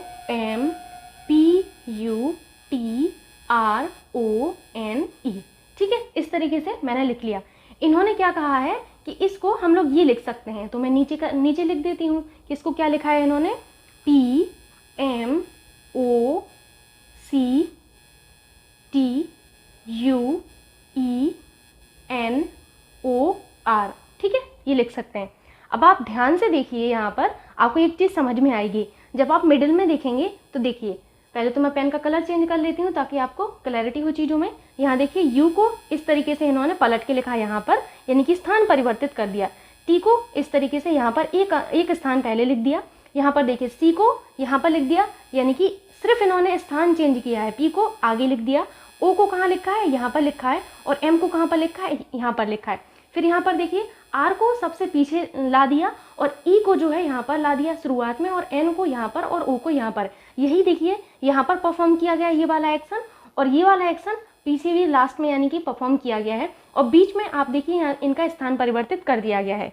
यानी कि इसी तरीके से आपको करना है कि शुरुआत के 4 जो आपको लेटर दिख रहे हैं, इन लेटर को आपको स्थान परिवर्तित कर देना है, बीच में परिवर्तित करना है, और लास्ट में जिस तरीके से यहाँ परफॉर्म किया गया उसी तरीके से आपको परफॉर्म करना है। सो मैं आपको यहाँ पर बताती हूँ किस तरीके से यहाँ पर किया जाएगा। ठीक है, आप क्या करिए कि एडवांटेजेस जो है ADVANTAGES इस तरीके से इसको लिख लेंगे। फिर इन्होंने क्या किया था, लास्ट के चार लेटर थे और शुरुआत के 4 लेटर, इनको आप अभी थोड़ी देर के लिए छोड़ दीजिए। फिर क्या करिए, बीच वाले को इन्होंने क्या किया था, यहाँ लिख दिया था, है ना, और इस वाले को एन को यहाँ पर लिख दिया था, यही किया था ना। फिर एस को क्या किया था, इन्होंने यहाँ पर लिख दिया था, और ए को इन्होंने यहाँ पर लिख दिया था। फिर ई को इन्होंने कहाँ लिखा था, यहाँ पर इसके नीचे, और जी को इसके नीचे लिख दिया था। ठीक, फिर ऐसे ही ए को यहाँ पर इन्होंने लिखा था, और इस वाले ए को इन्होंने लास्ट में भेज दिया था। वी को यहाँ पर लिख दिया था, और इन्होंने डी को यहाँ पर लिया था। ठीक है, तो अब आप देखिए कि यहाँ पर क्या बना, मैं यहाँ पर आपको दिखाती हूँ क्या बना है। यहाँ पर बना है एक सेकेंड, आप मैंने गलती से वाइट पेन चूज़ कर लिया है जो कि दिख ही नहीं रहा है। तो यहाँ पर देखिए AVDATNSEGA। ठीक है, ये आपका बना। अब आप देखिए कौन सा ऑप्शन मैच कर रहा है आपका, देखिए ध्यान से। तो ऑप्शन नंबर बी आपका मैच कर रहा है ना, तो आप लोग बी पर टिक कर दीजिए, है ना। यहाँ पर आप लोग देखिए यही वाला आपका बना था ना, AVDATNSEGA। ठीक, तो ये आपका मैच हुआ था।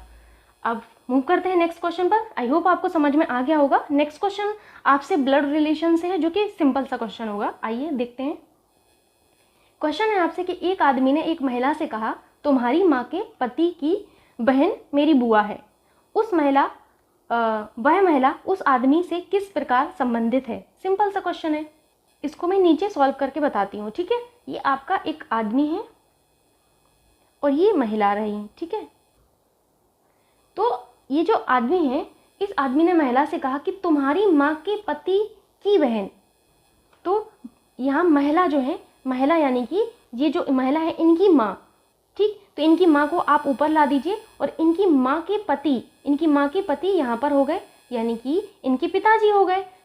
पिताजी हुए ना महिला के, तो यहाँ क्या लिख दोगे आप, पिताजी। ठीक है, उसके बाद इन्होंने क्या कहा कि पति की बहन, इनकी बहन इस महिला की क्या हुई, ओबियस सी बात है, ये बुआ कहलाएंगी। इस महिला की क्या कहलाएंगी, बुआ कहलाएंगी। समझिएगा तो आप लोग समझ पाएंगे इस चीज को। ठीक है, बुआ मेरी बुआ है, यानी कि इस आदमी की बुआ है। तो वह महिला उस आदमी से किस तरीके से संबंधित है, ये जो बहन है, ये जो इनकी बहन है, ये इनकी बुआ है। क्या है, बुआ है। तो यहाँ क्वेश्चन में भी तो यही बोला जा रहा है कि इस आदमी की ये जो बहन है, ये भी इसकी बुआ ही है। यानी कि जब एक ही जो पर्सन है, इनकी भी बुआ है, इनकी भी बुआ है, यानी कि ये महिला और ये आदमी क्या हुए, भाई बहन हुए ना, तभी जाके ऐसा होगा। आपको मैं सिंपल से एक एग्जांपल बताती हूँ। अगर कोई इंसान किसी के फादर है, तो वो अगर उसका इंसान का कोई मान के चले कि बहन या भाई है, तो वो इंसान उसका फादर ही तो होगा। 2 व्यक्तियों का एक पिता हो सकता है ना, जेन्युइन सी बात है ये तो यहाँ पर यही तो क्वेश्चन था आपसे, सिंपल सा था। तो यहाँ पर महिला और आदमी क्या हुए, भाई बहन हुए। यानी कि ये जो आदमी है, ये आदमी की ये जो महिला है, ये क्या हुई, बहन हुई, और महिला का ये आदमी क्या हुआ, भाई हुआ। सो सिंपल सा क्वेश्चन यही था कि वह महिला उस आदमी से किस प्रकार संबंधित है, बहन है। तो यहाँ पर डी ऑप्शन आपका करेक्ट होगा। आपको समझ में आया ना। नेक्स्ट क्वेश्चन पर मूव करते हैं। क्वेश्चन है आपसे कि यदि 18 फरवरी 2005 को शुक्रवार है, तो 18 फरवरी 2007 को कौन सा दिन होगा। ये क्वेश्चन बहुत सिंपल सा है, इसमें एक ही लॉजिक होता है। लॉजिक ये है कि मान के चलिए कि 2 जनवरी 2005 मान के चलिए कि 2 जनवरी 2005 को शुक्रवार है। ठीक है, या फिर आप कोई भी दिन मान के चलिए, तो अगले ईयर यानी कि 2 जनवरी 2006 को क्या होगा, एक दिन आगे बढ़ जाता है, +1 हो जाता है, शुक्रवार यानी कि शनिवार हो जाएगा। ठीक है, शनिवार हो जाता है।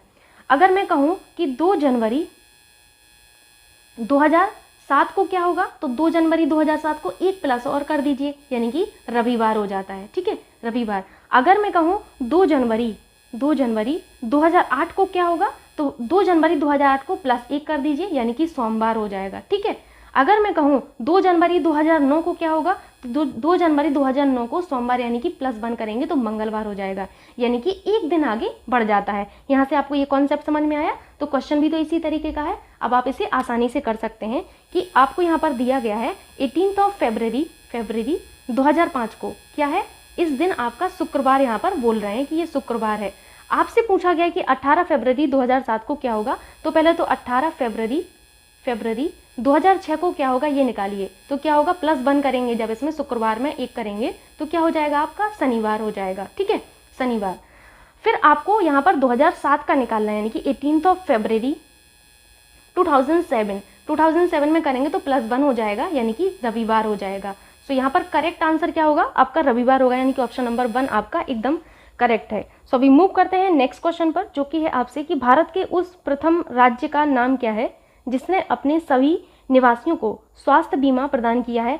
अब यहाँ से देखिए आपके करंट के क्वेश्चंस हैं, जिनको कराने का कोई महत्व तो है नहीं है, बिकॉज ये तो आपका करंट है और आपको इस बार का करंट पढ़ना पड़ेगा, इस बार के एग्जाम के लिए 2022 के लिए। ठीक है, सो यहाँ पर जितने भी क्वेश्चन है करंट के, मैं उनको स्किप कर दे रही।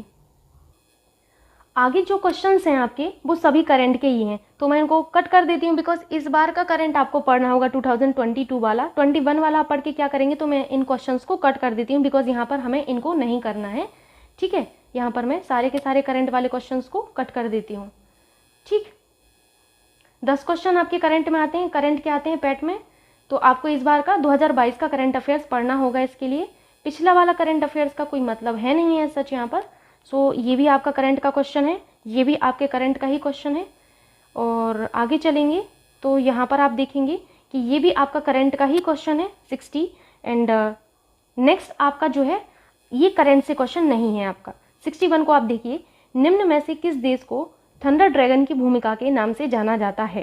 ठीक, सो याद रखिएगा कि भूटान को थंडर ड्रैगन की भूमिका के नाम से जाना जाता है, या इनको जो है इस नाम से जाना जाता है। इनको कहा जाता है the land of thunder dragon. मैं लिख देती हूँ द लैंड ऑफ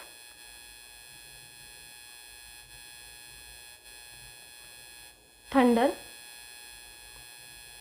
ड्रैगन। ठीक है, the land of thunder dragon कहा जाता है भूटान को। सो अभी मूव करते हैं नेक्स्ट क्वेश्चन पर। क्वेश्चन है आपसे कि रियाद किस देश की राजधानी है। आपको बताना है कि रियाद जो है किस देश की राजधानी है। तो रियाद जो है सऊदी अरब की राजधानी, किसकी है, सऊदी अरब की। तो सी यहाँ पर आंसर जो है करेक्ट होगा। रियाद जो है सऊदी अरब की राजधानी भी है, और यहाँ का सऊदी अरब का ना सबसे बड़ा जो देश है वो आपका कौन सा है, सबसे बड़ा जो शहर है, सॉरी सबसे बड़ा शहर जो है रियाद ही है इनका शहर। ठीक, याद रखिएगा कि रियाद इनका सबसे बड़ा शहर भी है। सो अभी चलते हैं क्वेश्चन नंबर 63 पर। क्वेश्चन है आपसे कि क्षेत्रफल की दृष्टि से भारत का निम्न में से कौन सा सबसे छोटा जो है राज्य है। तो यहाँ पर क्षेत्रफल की दृष्टि से भारत का सबसे छोटा जो राज्य है वो गोवा है। कौन सा है, गोवा है। ठीक है, गोवा इस तरीके से लिखा जाता है, गोवा, ना कि आवड़ा नहीं होता। ठीक है, याद रखिएगा कि सबसे छोटा अगर राज्य कहा जाए आपसे भारत का क्षेत्रफल की दृष्टि से तो गोवा होता है। ठीक है, इसमें जो है कुल 2 जिले हैं गोवा में। कितने जिले हैं, 2। गोवा की कैपिटल कहाँ पर है, तो गोवा की जो कैपिटल है पणजी। कौन सी है, पणजी। ठीक है, मूव करते हैं नेक्स्ट क्वेश्चन पर। क्वेश्चन है आपसे कि राज्यसभा में चुने हुए सदस्यों का कार्यकाल कितने वर्ष का होता है। तो राज्यसभा के सदस्यों का जो कार्यकाल होता है वो 6 ईयर का होता है। कितने साल का, 6 साल का होता है। ठीक है, और राज्यसभा में सदस्यों का कार्यकाल 6 वर्ष का होता है, ये तो आपको याद ही रखना है। साथ ही साथ आपको याद रखना है कि 1/3 सदस्य हर 2 वर्ष में, 1/3 जो सदस्य हैं वो हर 2 वर्ष में जो है सेवानिवृत्त होते हैं। ठीक है, और वर्तमान में राज्यसभा में कुल जो सदस्य हैं वो कितने हैं, 245 हैं। 245 सदस्य हैं आपकी वर्तमान में राज्यसभा में, जिसमें से आपके 233, मैं इसको हटा देती हूँ पहले, 245 तो कुल हैं, इनमें से आपके 233 जो है निर्वाचित किए जाते हैं। क्या होते हैं, ये जो है आपके निर्वाचित किए जाते हैं। ठीक, बाकी के बचे हुए कितने हैं, तो 12 यहाँ पर बचते हैं। ये जो 12 हैं ये मनोनीत किए जाते हैं। मनोनीत करने का कार्य किसको होता है, तो हमारे भारत के राष्ट्रपति साहब जो हैं मनोनीत करते हैं बाकी के 12 सदस्यों को। ठीक है, राष्ट्रपति। ठीक, राष्ट्रपति, मैं यहाँ लिख देती हूँ राष्ट्रपति। ठीक, तो राष्ट्रपति जी जो हैं नामित करते हैं या मनोनीत करते हैं, याद रखिएगा। सो चलते हैं क्वेश्चन नंबर 65 पर। क्वेश्चन नंबर 65 है आपसे कि विश्व में संयुक्त राष्ट्र दिवस कब मनाया जाता है। तो संयुक्त राष्ट्र दिवस जो है आपका 24 अक्टूबर को मनाया जाता है। यहाँ पर आपका बी ऑप्शन एकदम करेक्ट होगा, क्योंकि जो संयुक्त राष्ट्र है ना, इनकी स्थापना कब हुई थी? 24 अक्टूबर को हुई थी। 24 अक्टूबर कब हुई थी? 1948 में इनकी स्थापना की गई थी, जिस वजह से 24 अक्टूबर को हम लोग संयुक्त राष्ट्र दिवस मनाते हैं। ठीक है, नेक्स्ट क्वेश्चन है आपसे कि अंतर्राष्ट्रीय न्यायालय कहाँ पर स्थित है। तो अंतर्राष्ट्रीय न्यायालय जो है आपका द हैग में स्थित है। कहाँ पर? The Hague. सो आपका बी ऑप्शन एकदम करेक्ट होगा। ये द हैग कहाँ पर है? तो ये आपका नीदरलैंड में है। कहाँ पर? नीदरलैंड में है, याद रखिएगा, नीदरलैंड में है। एक चीज़ और याद रखिएगा कि ये जो द हैग है ना, ये आपका बेसिकली एक पर्टिकुलर बिल्डिंग में स्थित है, तो उसका नाम है पीस पैलेस बिल्डिंग। क्या नाम है? Piece palace building. ठीक, पीस पैलेस बिल्डिंग में आपका जो है इनका अंतर्राष्ट्रीय न्यायालय स्थित है। ठीक, चलते हैं नेक्स्ट क्वेश्चन पर, 67 पर। 67 क्वेश्चन आपसे पूछ रहा है कि विश्व प्रसिद्ध खजुराहो मूर्ति कलाएं कहाँ पर स्थित हैं।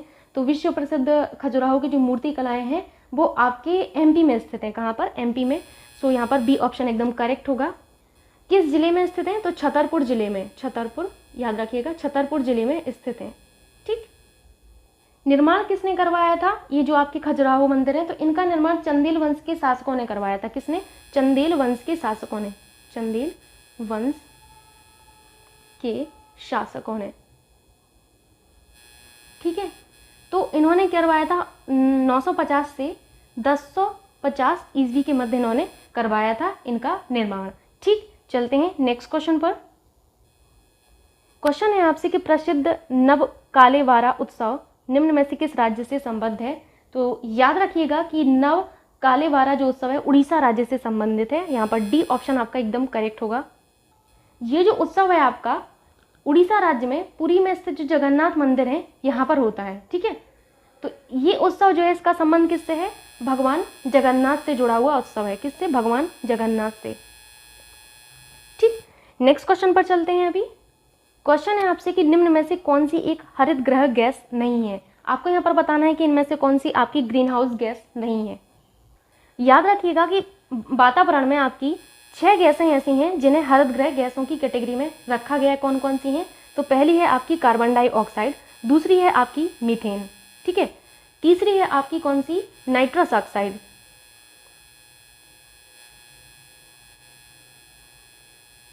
ठीक है, फिर आपका आता है हाइड्रोक्लोरोकार्बन। ठीक है,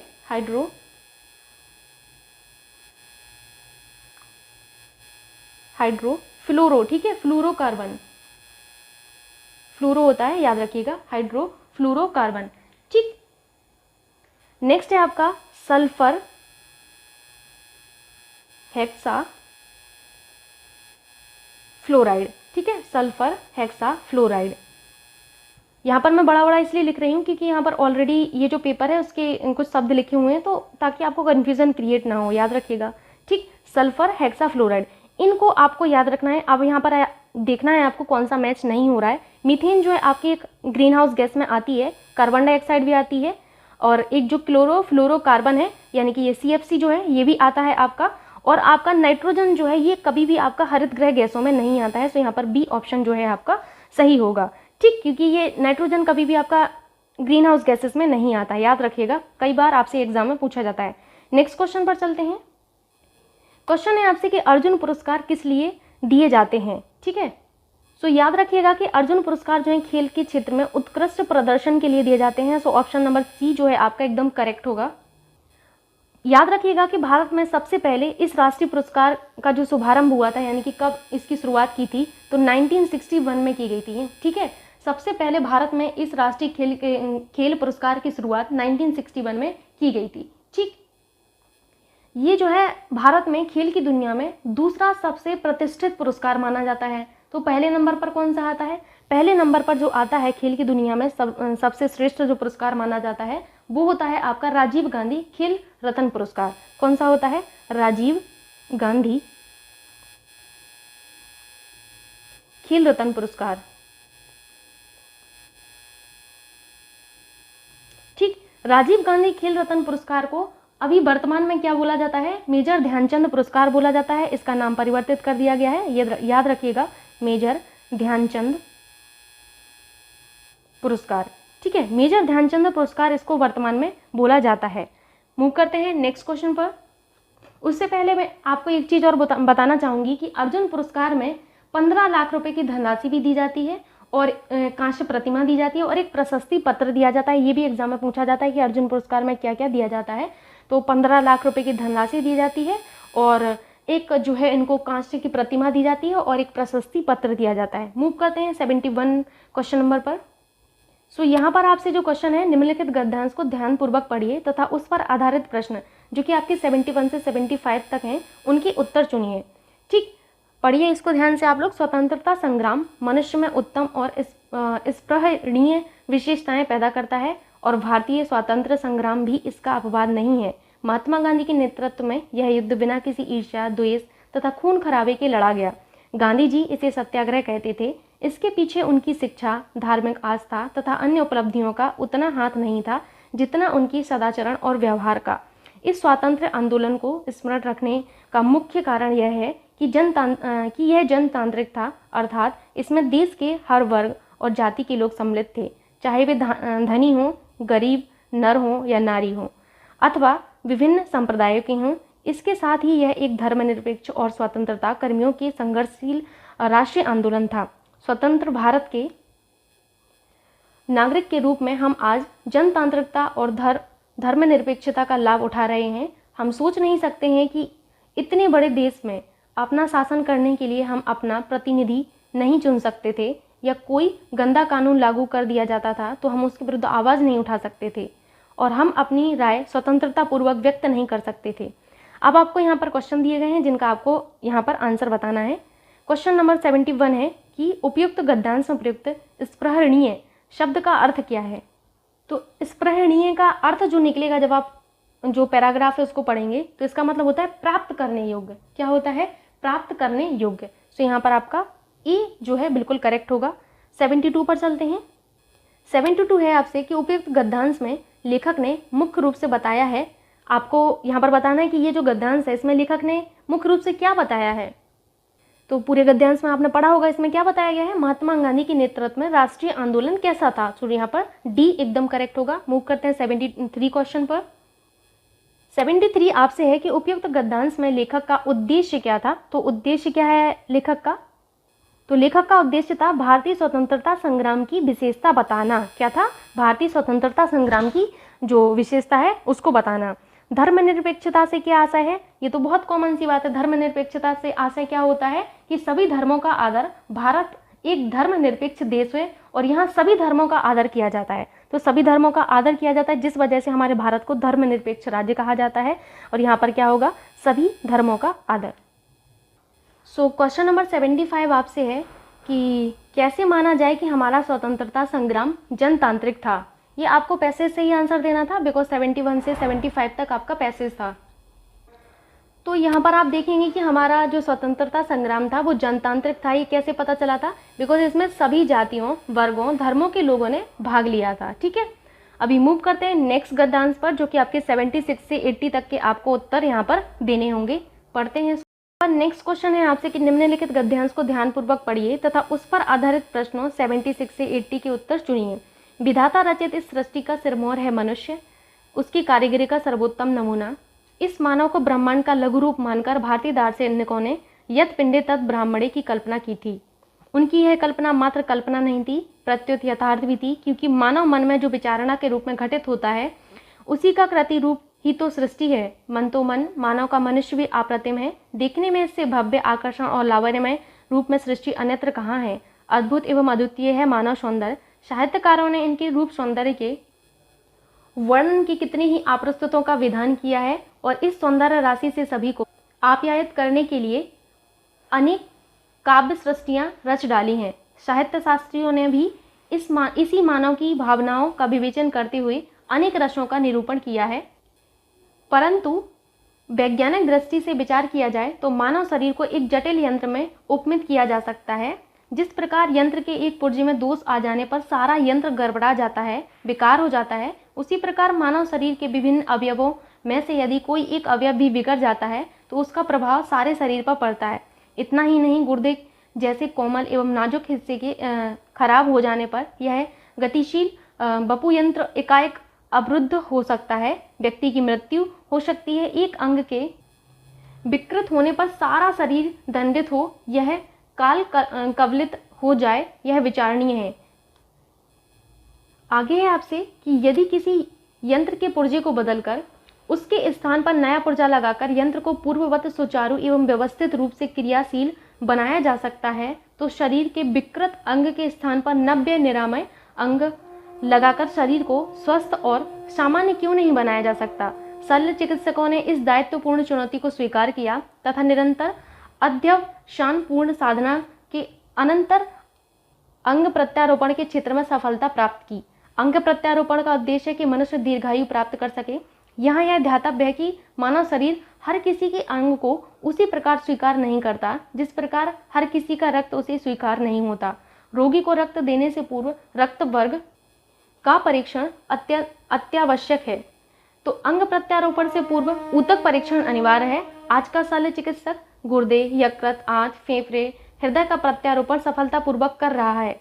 साधन संपन्न चिकित्सालयों में मस्तिष्क के अतिरिक्त शरीर के प्रायः सभी अंगों का प्रत्यारोपण संभव हो गया है।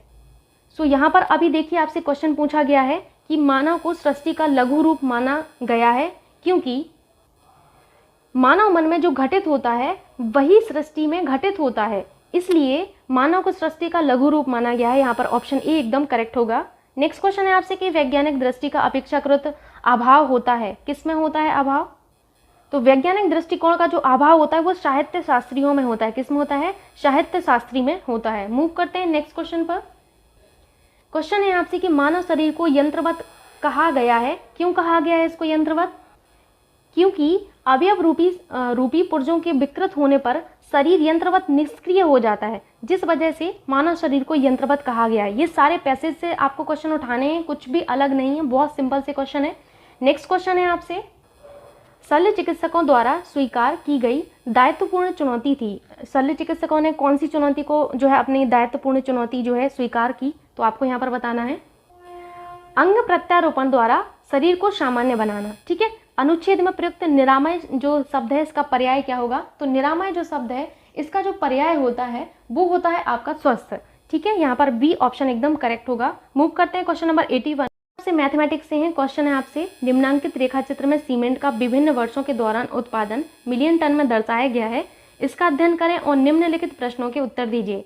सिंपल सा क्वेश्चन यहाँ पर रहता है, ज़्यादा कुछ दिमाग आपको लगाना नहीं है। ठीक है, उत्पादन आपको मिलियन टन में दिया गया है, क्वेश्चन को पढ़िए तो सारे आंसर आपको आ जाएंगे। उत्पादन अधिकतम स्तर तक इस वर्ष घटा, तो आपको सिंपल सा क्वेश्चन ये है कि उत्पादन जो है अधिकतम किस वर्ष में घटा है, तो इसको आप ऑप्शन से देखिए तो आपको चीज़ें क्लियर हो जाएंगी। 2012 से 2013 में देखिए उत्पादन कितना घटा है। 2012 में उत्पादन कितना है? 58 है। माइनस क्या करेंगे? 2013 में उत्पादन यानी कि 55 है, तो यहाँ क्या होगा? 3 मिलियन टन हो जाएगा। 2015 में उत्पादन कितना है? देखिए 98 है। एंड 2016 में उत्पादन कितना है? 60 है। सो जब आप 60 को घटाएंगे यहाँ पर तो कितना हो जाएगा? 38 मिलियन टन हो जाएगा। 2016 में उत्पादन कितना है?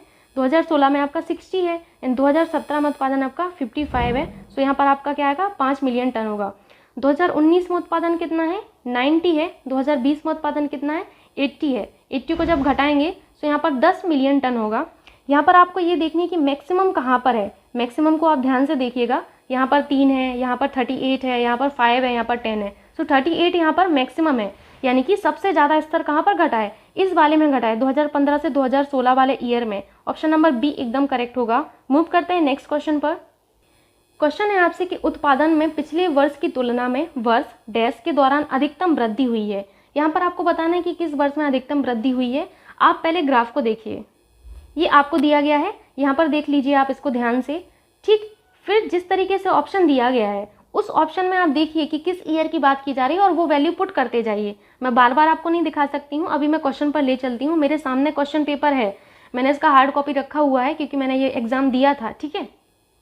तो यहाँ पर आप देखिए कि 2013 से 2014 में वृद्धि कितनी हुई है, 2013 में कितनी है ये निकालिए आप। ग्राफ में देखिए, ध्यान से देखिए, तो 2013 में आपको लिखा हुआ दिखेगा आपका 55 है। कितना है? 55 है। लेकिन एक चीज़ याद रखिएगा कि हमें बड़े में से छोटी राशि को घटाना है। 2013 में आपका 55 है और 2014 में कितना है? 90 है, यानी कि हमें 90 में से 55 घटाना होगा। इस नेक्स्ट वाले में देखिए कि 2017 में कितना है? 2017 में आपका 55 है और 2018 में कितना है? तो 80 है, यानी कि इसमें हमें 80 में से 55 घटाना होगा, ठीक है। 2014 में देखिए, 2014 में जब आप देखेंगे तो 90 है एंड 2015 में कितना है? 2015 में आपका 98 है, यानी कि 98 में से आपको 90 घटाना होगा क्योंकि बड़े में से छोटा घटाएंगे, ठीक है। 2018 में कितना है आपका? 80 है एंड 2019 में कितना है आपका? 90 है। सो आपको 90 में से 80 यहाँ पर घटाना होगा। अब यहाँ पर घटाइए, पहले मैं पेन का कलर चेंज कर लेती हूँ सो आपको क्लियर रहे। जब इसमें 90 में से 55 घटाएंगे तो 35 आएगा, ठीक है, 35 मिलियन टन होगा। 80 में से 55 को घटाइए तो 25 मिलियन टन होगा। यहाँ पर 98 में से जब 90 घटाएंगे तो 8 मिलियन टन आ जाएगा, ठीक है, 8 मिलियन टन। 90 में से 80 घटाएंगे तो आपका 10 आ जाएगा, यानी कि 10 मिलियन टन। अब यहाँ पर बताइए कि सबसे ज़्यादा वृद्धि आपको कहाँ पर दिख रही है, तो वो आपको 2013 से 2014 में दिख रही होगी। दैट्स वाई यहाँ पर ऑप्शन नंबर ए करेक्ट होगा। मूव करते हैं नेक्स्ट क्वेश्चन पर, जो कि आपसे है कि प्रथम 3 वर्ष के दौरान औसत उत्पादन था। शुरुआत के 3 वर्ष देखिए, मैं आपको ग्राफ पर ले चलती हूँ। देखिए आपको दिख रहा है शुरुआत के 3 वर्ष, यानी कि ये वाला, ये वाला, ये वाला, इन तीनों को जोड़ दीजिए, 42 + 44 + 58 और आप डिवाइड कर दीजिए 3 से, ठीक है। औसत के लिए यही करते हैं, हम उन राशियों को जोड़ देते हैं और जितनी राशियाँ हैं उनसे हम डिवाइड कर देते हैं। यहाँ पर इनको जोड़िए तो 144 आएगा, डिवाइडेड बाई 3 होगा। इसको जब डिवाइड करेंगे तो आपका यहाँ पर आंसर होगा 48 मिलियन टन। ऑप्शन पर चलते हैं, मैच हो रहा होगा आपका कोई ना कोई option. So option number C आपका मैच हो रहा है, 48 मिलियन टन। मूव करते हैं नेक्स्ट क्वेश्चन पर। क्वेश्चन है आपसे कि सीमेंट का अधिकतम उत्पादन दर्ज हुआ इस वर्ष। आपको बताना है कि किस वर्ष में सीमेंट का अधिकतम उत्पादन जो है दर्ज हुआ है। ये क्वेश्चन आपका देखकर ही सॉल्व हो जाएगा। आप मूव करिए ग्राफ पर, मैं ग्राफ पर आपको लेके चलती हूँ। तो यहाँ देखिए कि सबसे ज़्यादा उत्पादन किस वर्ष आपको दिख रहा है। ध्यान से देखिए, यहाँ पर आपका, मैं पेन ले लेती हूँ पहले, यहाँ पर 42, 44, 58, 90, 98, 60, 55, 80, 90, 80। तो यहाँ पर देखिए 98 आपका हाईएस्ट है, पीक देखिए आप लोग, यहाँ पर 98 जो है सबसे ज़्यादा है, यानी कि 98 आपका कौन से ईयर में? 2014 to 15 में है। सो यहाँ पर आपका आंसर जो करेक्ट होगा वो कौन सा होगा? 2014 से 15 वाला। मैच करिए, मैच कौन सा होगा आपका? ऑप्शन नंबर बी यहाँ पर मैच होगा। ध्यान से आप इन ऑप्शंस को टिक किया करिए, ठीक है, बी ऑप्शन करेक्ट होगा। नेक्स्ट क्वेश्चन है आपसे कि वर्ष 2011 से 2012 के दौरान उत्पादन प्रतिशत वृद्धि पिछले वर्ष की तुलना में था। ये भी क्वेश्चन सिंपल सा है कि आप 2011 से 2012 के बीच का देख लीजिए उत्पादन और पिछले वर्ष का, क्योंकि यहाँ पर पिछले वर्ष की तुलना की गई है ना, पिछले वर्ष का देख लीजिए, डिवाइडेड बाई कर दीजिए, किससे तुलना करने हैं? पिछले से, ठीक। सो अभी आप ग्राफ को ध्यान से देखिए और मुझे ये बताइए कि 2011 से 2012 के दौरान उत्पादन कितना है। ग्राफ पर ले चलती हूँ। देखिए 2011 से 2012 में उत्पादन है आपका 58 है ना। इसके पिछले वर्ष में कितना है? 44 है। क्वेश्चन में क्लियरली बोला गया है कि पिछले वर्ष की तुलना में उत्पादन कितने प्रतिशत रहा। तो यहाँ पर देखिए 44 है, यहाँ पर 58 है, पिछला यानी कि ये वाला 44, ठीक। अभी आप क्वेश्चन को देखिए कि वर्ष 2011 से 2012 के दौरान उत्पादन वृद्धि प्रतिशत पिछले वर्ष की तुलना में था। इस बार कितना है? अभी 2011 से 2012 में 58 है, ठीक है। पिछला कितना था? 44 था। तुलना किससे की गई है? हमेशा जिससे तुलना की जाए वो हमारा नीचे आता है, यानी कि 44 आएगा नीचे, ठीक है, इंटू 100 होगा, क्योंकि परसेंटेज में यहाँ पर पूछा गया है। घटाइए तो यहाँ पर 14 होगा, यहाँ पर 44 होगा, इंटू 100 होगा, ठीक है। तो यहाँ पर 31.8% आपका सही आंसर होगा, जो कि आपका ए मैच हो रहा है। मूव करते हैं नेक्स्ट क्वेश्चन पर। क्वेश्चन आपसे है कि दिया गया ग्राफ एक वस्तु एक्स के आयात को 2013 से 2019 के मध्य करोड़ रुपए में दर्शाता है। दर्शाए गए चित्र पर आधारित प्रश्नों के उत्तर दें। ये तो और भी सरल क्वेश्चन है आपसे। मूव करते हैं क्वेश्चंस पर। ध्यान से इस ग्राफ को आप देखिए और क्वेश्चन को देखिए कि वर्ष 2014 से 2015 से 2016 के दौरान एक्स के आयात में वृद्धि प्रतिशत कितना है, ठीक है। आपको प्रतिशत वृद्धि यहाँ पर बताना है कि 2014-2015 से 2015-2016 के दौरान एक्स के आयात में वृद्धि प्रतिशत कितना रहा है। ठीक है, तो सबसे पहले आप 2014 से 2015 में देखिए कितना है, 900 है यहाँ पर। ठीक है ना, ठीक 2015 से 2016 में कितना है, 1200 है। अब प्रतिशत वृद्धि के लिए हम लोग करते क्या है, प्रतिशत वृद्धि निकालना बहुत ही सिंपल होता है। आप लोग बड़े में से छोटा घटा दीजिए, यानी कि बाद वाले में से 1200 माइनस 900 कर दीजिए, डिवाइडेड बाई क्या होगा, डिवाइडेड बाई होगा आपका पिछला वाला। ठीक है, यहाँ पर 900 आएगा, इंटू 100 कर देंगे तो यहाँ पर कितना हो जाएगा, 300 अपॉन 900 इंटू 100 होगा। ठीक है, यहाँ पर जब आप करेंगे तो कितना होगा, 33.33% होगा। यहाँ पर कौन सा ऑप्शन मैच हो रहा है, बी ऑप्शन मैच हो रहा है। मूव करते हैं नेक्स्ट क्वेश्चन पर। क्वेश्चन है आपसे कि सभी वर्षों के लिए वर्ष दर वर्ष एक्स की आयात की वृद्धि का औसत करोड़ में कितना है। ठीक है, सिंपल सा क्वेश्चन है ये भी। आपको यहाँ पर सिंपली ये बताना है कि सभी वर्षों के लिए वर्ष दर वर्ष एक्स के आयात की वृद्धि का औसत कितना होगा। ठीक है, सो यहाँ पर सबसे पहले आप ये देखिए कि 2014 से 2015 में वृद्धि कितनी रही है। 2014 से 2015 में वृद्धि कितनी रही है, तो ये रही आपकी 900 माइनस 700 यानी कि 200 करोड़। ठीक है, फिर आप देखिए कि 2015 से 2016 में कितनी रही है। 2015 से 2016 में आपका 1200 माइनस 900 होगा, यानी कि 300 करोड़ रुपए हो जाएगा। 2016 से 2017 में वृद्धि दर कितनी रही है, तो ये रही है आपकी 1200 माइनस 1200 यानी कि 0 करोड़ रुपए। ठीक है, 2017 से 2018 में आप लोग यहाँ पर देखिए तो 1300 माइनस कितना हो जाएगा, 1200 यानी कि 100 करोड़ रुपए हो जाएगा। फिर 2018 से 2019 में आप लोग देखिए तो ये कितना होगा, 2000 माइनस 1300 यानी कि यहाँ पर क्या हो जाएगा आपका 700 करोड़ रुपए होगा।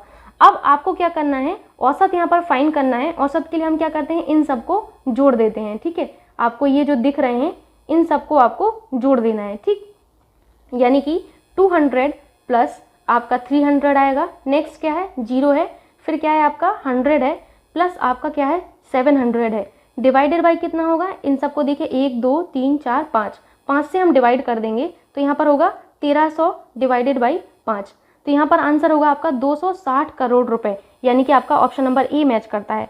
मूव करते हैं नेक्स्ट क्वेश्चन पर। क्वेश्चन है आपसे कि विगत कितने वर्षों तक एक्स का आयात एक्स के औसत आयात से अधिक था। तो सबसे पहले तो ये निकाल लीजिए कि सभी वर्षों में एक्स का आयात का औसत आयात कितना है। ठीक है, तो मैं यहाँ पर निकालती हूँ एक्स का आयात का औसत आयात। समझ तो आ रहा है ना आप लोगों को क्या कर रहे हैं हम लोग। सबसे पहले यहाँ पर हम औसत फाइंड करेंगे।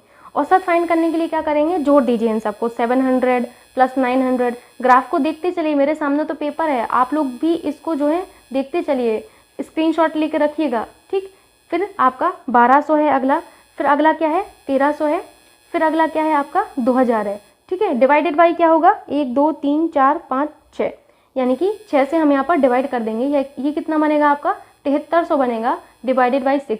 यहाँ पर आपका क्या होगा 121.666, ये करोड़ में आएगा। ठीक है, ठीक, आप ध्यान से आप ग्राफ को देखिए। ठीक है, मैं आपको यहाँ पर दिखा देती हूँ ग्राफ। ठीक, यहाँ पर हमने औसत कितना फाइंड किया था, मैं यहाँ पर फिर से लिख देती हूँ। हमारा औसत आया था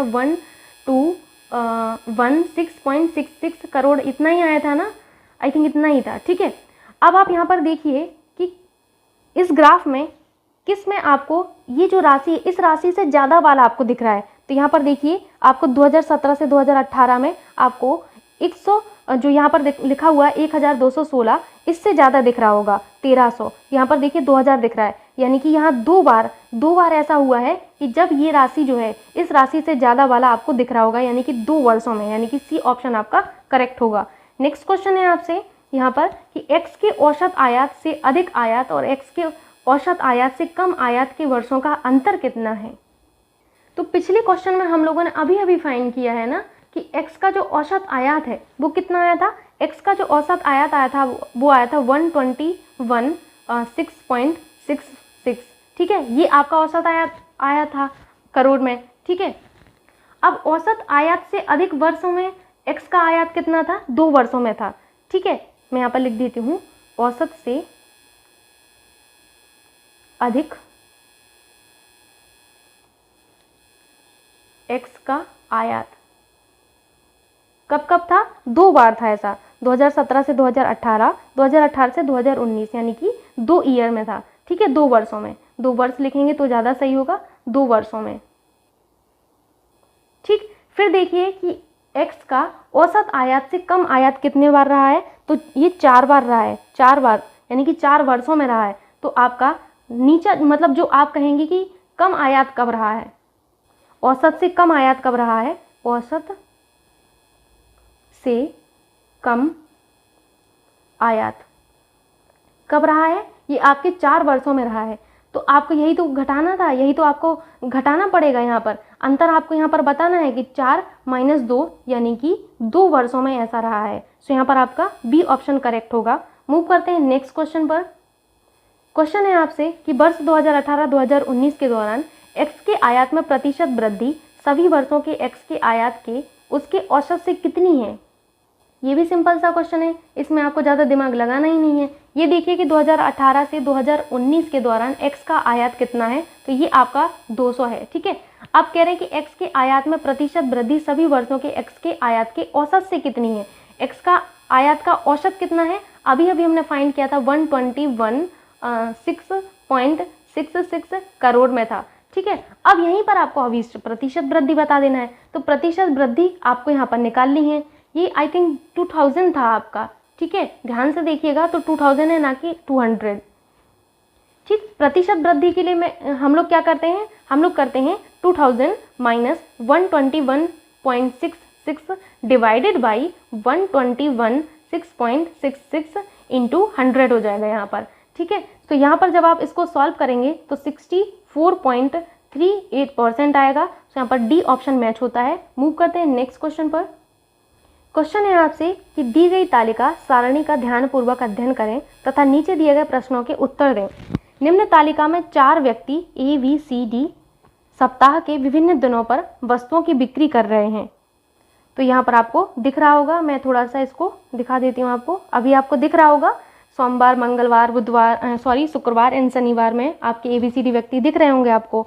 अब क्वेश्चन को आप देखिए। पहले तो क्वेश्चन आपसे है 91 कि मंगलवार को ए द्वारा बेची गई वस्तु तथा शनिवार को सी द्वारा बेची गई वस्तु का अनुपात क्या था। कितने सिंपल से क्वेश्चन है, इनमें दिमाग ही नहीं लगाना आपको, बस यहाँ पर देखते जाइए, वैल्यू पुट करते जाइए और आंसर निकाल लीजिए। तो पहले ये देखिए कि सोमवार को जो है, सॉरी यहाँ पर मंगलवार दिया है, मंगलवार को ए द्वारा बेची गई वस्तु जो है देखिए कितनी है। मंगलवार को ए द्वारा बेची गई वस्तुएं कितनी है, ध्यान से देखिए। ए ने कितनी बेची है मंगलवार को, 35 बेची हैं। ठीक, तो यहाँ पर आप 35 लिख लीजिए। शनिवार को सी द्वारा बेची गई वस्तुएं कितनी हैं, शनिवार को सी ने कितनी बेची हैं, शनिवार में जाइए सी को देखिए तो 45 है। अनुपात आपको बताना है। ठीक है, यानी कि 35:45 कितना होगा, सिंपल सी बात है, यहाँ पर क्या होगा 7:9 होगा। यहाँ पर बी ऑप्शन आपका मैच होता है। चलते हैं क्वेश्चन नंबर 92 पर। क्वेश्चन नंबर 92 है कि सोमवार को डी द्वारा बेची गई वस्तु शनिवार को सी द्वारा बेची गई वस्तु का कितना प्रतिशत थी। अब यहाँ पर परसेंटेज में पूछा गया है, तो पहले तो ये देखिए कि सोमवार को डी द्वारा बेची गई वस्तुएं कितनी हैं, 20 हैं। मैं फिर से कहूँगी, मेरे सामने क्वेश्चन पेपर है, आप लोग जो है सामने पेपर रखिए और उसको जो आपका ग्राफ है उसको रखिए, सॉरी जो टेबल दी है उसको रखिए, तो आपको क्लियर हो जाएंगी चीज़ें। शनिवार को सी द्वारा बेची गई वस्तुएं कितनी हैं, 45 हैं। अब सिंपल सी बात है, यहाँ पर आपको ये पूछा गया है कि आपकी जो है सोमवार को डी द्वारा बेची गई वस्तु शनिवार को सी द्वारा बेची गई वस्तु का कितना प्रतिशत थी। तो यहाँ पर लिखिए डी द्वारा बेची गई वस्तुएं ऊपर होंगी, शनिवार को सी द्वारा बेची गई वस्तुएं नीचे होंगी, क्योंकि इसी से परसेंटेज पूछा गया है, इंटू 100 होगा। तो यहाँ पर आपका 44.44% आ जाएगा। सी ऑप्शन करेक्ट होगा। मूव करते हैं क्वेश्चन नंबर 93 पर। क्वेश्चन नंबर 93 है आपसे कि बी, सी तथा डी द्वारा क्रमशः सोमवार, मंगलवार और शनिवार को बेची गई वस्तुओं का औसत क्या है। कितना सिंपल सा क्वेश्चन है। बी द्वारा देख लीजिए कि सोमवार को कितनी वस्तुएं बेची गई, 45 बेची गई हैं। सी द्वारा मंगलवार को कितनी वस्तुएं बेची गई, 48 बेची गई हैं। डी द्वारा शनिवार को कितनी वस्तुएं बेची गई, 40 वस्तुएं बेची गई हैं। और नीचे आप 3 से डिवाइड कर देंगे औसत के लिए, तो कितना होगा 133.3 यहाँ पर क्या होगा 44.33 आपका करेक्ट आंसर आएगा। तो यहाँ पर ऑप्शन नंबर ए करेक्ट होगा। मूव करते हैं नेक्स्ट क्वेश्चन पर। क्वेश्चन है आपसे कि सप्ताह के सभी 4 दिनों में डी वस्तु की बिक्री की तुलना में बी वस्तु की बिक्री में कितने प्रतिशत वृद्धि आई। ये भी सिंपल सा क्वेश्चन है। पहले ये देखिए कि सप्ताह के सभी 4 दिनों में डी वस्तु की बिक्री कितनी है। ठीक है, सप्ताह के सभी 4 दिनों में डी वस्तु की जब बिक्री आप देखेंगे तो सबको जोड़ दीजिए। डी में देखिए यहाँ पर ये रहा आपका, जोड़िए 20 + 26 प्लस आपका 41 प्लस आपका 40 कितना होगा 127 हो जाएगा। ठीक है, फिर यहाँ पर आप लोगों को बी का देखना है कि बी वस्तु की बिक्री कितनी है। बी वस्तु की बिक्री आप देखेंगे तो सभी दिनों में कितनी है 45। यहाँ पर मैं बी का लिखी हूँ, यहाँ पर मैं डी का लिखी हूँ। बी का कितना है देखिए 45 प्लस 50 प्लस आपका कितना है 28 है प्लस आपका कितना है 40 है। जब इसको जोड़ेंगे तो 163 आएगा। अब आपसे पूछा गया है कि प्रतिशत वृद्धि कितनी है। प्रतिशत वृद्धि के लिए हम लोग क्या करते हैं 163 माइनस 127 अपॉन 127 इंटू 100 कितना हो जाएगा। यहाँ पर आपका आएगा 28.37% आएगा। सॉल्व करिएगा तो 28.3% आएगा, 37%। डी ऑप्शन मैच होता है। मूव करते हैं नेक्स्ट क्वेश्चन पर। क्वेश्चन है आपसे कि सोमवार को बेची गई वस्तुओं की औसत और शुक्रवार को बेची गई वस्तुओं की औसत के मध्य कितना अंतर है। ये भी सिंपल सा क्वेश्चन है। देख लीजिए कि सोमवार को बेची गई वस्तुओं का औसत कितना है। तो देखिए सोमवार को बेची गई वस्तुओं का औसत है 40 + 45 + 25 + 20 डिवाइडेड बाई 4 कितना आ जाएगा यहाँ पर 130/4 आ जाएगा। ठीक है, इसको आप सॉल्व मत करिएगा, कोई मतलब नहीं बनता है। फिर देखिए आप शुक्रवार को बेची गई वस्तुओं का औसत कितना है। शुक्रवार को बेची गई वस्तुओं का औसत है 25 + 28 + 15 + 41 डिवाइडेड बाई क्या होगा 4 हो जाएगा। यहाँ पर क्या होगा 109/4 हो जाएगा। सो यहाँ पर जब आप इनको घटाएंगे 130/4 माइनस 109/4 इनको घटाइए तो यहाँ पर आपका आएगा 21/4। इस 21/4 को सॉल्व करिएगा तो 5.25 आएगा। समझ आ रहा है ना। मैं आपको टेबल दिखा देती हूँ एक बार। ठीक, देखिए टेबल को देखिए तो सोमवार को बेची गई वस्तुएं ये सभी हुई ना। सिंपल सी बात है, इन सभी को बेचा गया है सोमवार को इन व्यक्तियों के द्वारा। फिर क्या पूछा था आपसे शुक्रवार को, तो शुक्रवार को ये सभी बेची गई हैं, इनका हमने औसत निकाल लिया और घटा दिया। ठीक, मूव करते हैं नेक्स्ट क्वेश्चन पर। क्वेश्चन है आपसे कि दी गई तालिका सारणी का ध्यानपूर्वक अध्ययन करें और नीचे दिए गए प्रश्नों के उत्तर दें। ठीक है, अभी आप लोग इस तालिका को देखिए और बताइए कि आपको क्या समझ में आ रहा है। इसको ध्यान से देखिए। ठीक, अभी आपको दिख रही होगी। ठीक है, अब क्वेश्चन को आप लोग देखिए। क्वेश्चन आपसे सिंपल सा ये है कि गेहूं उत्पादन में किस वर्ष के दौरान गिरावट दिखाई दी। इसको आप सिंपली कर सकते हैं। जो आपकी तालिका है उसमें गेहूं को देखिए, फिर देखिए कहाँ पर आपको गिरावट दिख रही है। ये जो क्वेश्चन था इसमें कुछ डिस्प्यूट था, जिस वजह से इस क्वेश्चन के लिए आयोग द्वारा सबको मार्क्स दिए गए थे। ठीक है, मूव करते हैं नेक्स्ट क्वेश्चन पर। क्वेश्चन है आपसे कि इनमें से किस फसल में 2013 से 2017 के मध्य उत्पादन में लगातार वृद्धि दर्ज की गई है। ठीक, तो आप सबसे पहले टेबल पर जाइए। ठीक है, मैंने इस टेबल को आपको दिखा दिया यहाँ पर। क्वेश्चन को देखिए अब। तो सबसे पहले तो आप वो वाली लाइन देखिए जो 2013 से 2017 के बीच में है। ठीक है, ध्यान से देखिए आप लोग। यानी कि आपको कहाँ से कहाँ तक देखना है, यहाँ से यहाँ तक की जितनी भी ये जो राशियाँ आपको दिख रही हैं इन सबको देखना है। ठीक है, और अब देखिए कि किस फसल जो है उसके उत्पादन में लगातार वृद्धि दर्ज की गई है। देखिए यहाँ पर देखिए ये घट गया, फिर यहाँ पर जाकर ये बढ़ गया, फिर यहाँ पर जाकर बढ़ गया। यानी कि यहाँ पर देखिए एक बार घटा है ना, लेकिन आपसे ये कहा गया कि लगातार वृद्धि दर्ज की गई हो। इसमें देखिए ये घट गया, यानी कि ये भी आपका कैंसिल हो जाएगा। चावल वाला भी ये तो कैंसिल हो ही गया है। बाजरा को देखिए, बाजरा में आपका क्या है, इसमें बढ़ोतरी हुई है, फिर से बढ़ोतरी हुई है, फिर यहाँ पर देखिए कि यहाँ पर आपका बढ़ोतरी हुई है। यानी कि आपके बाजरा में आपको बढ़ोतरी देखने को मिली है। मक्का में देखिए, मक्का में पहले बढ़ोतरी हुई है, फिर आपका यहाँ पर बढ़ोतरी, फिर यहाँ पर घटा दिया गया, तो ये तो होगा नहीं। सो आपका ऑप्शन जो है बाजरा वाला एकदम करेक्ट होगा। यहाँ पर आपको ऑप्शन में ले चलती हूँ। सो यहाँ पर आपका कौन सा ऑप्शन सही होगा, डी सही होगा, बाजरा। ठीक, डी। नेक्स्ट क्वेश्चन पर चलते हैं। नेक्स्ट क्वेश्चन आपसे है कि 2010 से 2011 और 2016 से 2017 की अवधि के मध्य आलू का औसत उत्पादन कितना है। यहाँ पर आपको आलू का औसत उत्पादन बताना है। पहले आप 2010 से 2011 में और फिर 2016 से 2017 की अवधि में आलू का औसत ज्ञात करिए। तो ये देखिए आलू आपको कहाँ पर दिख रहा है, आलू आपको ये लास्ट में दिख रहा होगा। ठीक है, यानी कि इन सबको आपको जोड़ देना है और डिवाइडेड बाई जितने आपके नंबर हैं उनको कर देना है। तो यहाँ से आपका औसत आ जाएगा। सो यहाँ पर मैं कर देती हूँ 210 plus 220 plus 222 plus 245 plus 315 plus 400 plus 445 divided by कितना होगा 7 हो जाएगा। यहाँ पर जोड़िएगा इन सबको 2000 आपका कितना आएगा 57 आएगा, डिवाइडेड बाई 7 होगा। फिर यहाँ पर आपका जब इसको डिवाइड करेंगे तो 293.86 टन आता है। कितना 293.86 टन आता है। ऑप्शन पर चलिए, देखिए आपको ऑप्शन मैच हो रहा होगा, कौन सा, बी ऑप्शन यहाँ पर आपका मैच हो रहा है। नेक्स्ट क्वेश्चन पर चलते हैं। नेक्स्ट क्वेश्चन है आपसे कि 2016-2017 के मध्य इनमें से किस फसल के उत्पादन में पिछले वर्ष की तुलना में गिरावट दर्ज की गई है। ठीक है, तो आप क्या करिए, सिंपली 2016 से 2017 वाले ब्लॉक में जाइए। आप यहाँ पर चले गए, फिर ये देखिए आपके ऑप्शन में क्या है, जौ है। जौ को आप देखेंगे, ये आपका जौ है। जौ में आप देखिए कि पिछले वर्ष 160 था, फिर आपका 216 हो गया, यानी कि वृद्धि हुई है, यानी कि यहाँ पर आपको इंक्रीमेंट देखने को मिला है। आपको गिरावट देखना है। बाजरा को देखिए, बाजरा वाला ब्लॉक ये रहा है आपका। बाजरा में आप देखिए कि पहले आपका 1450 था, फिर 1460 हो गया, यहाँ पर भी आपको इंक्रीमेंट देखने को मिला है। चावल को देखिए, चावल में आपका क्या था 826 था, फिर आपका 812 हो गया, यानी कि यहाँ पर क्या हुआ, आपका गिरावट हुई। तो सिंपल सी बात है कि यहाँ पर चावल वाला ऑप्शन सही होगा आपका। अब चलते हैं लास्ट क्वेश्चन पर।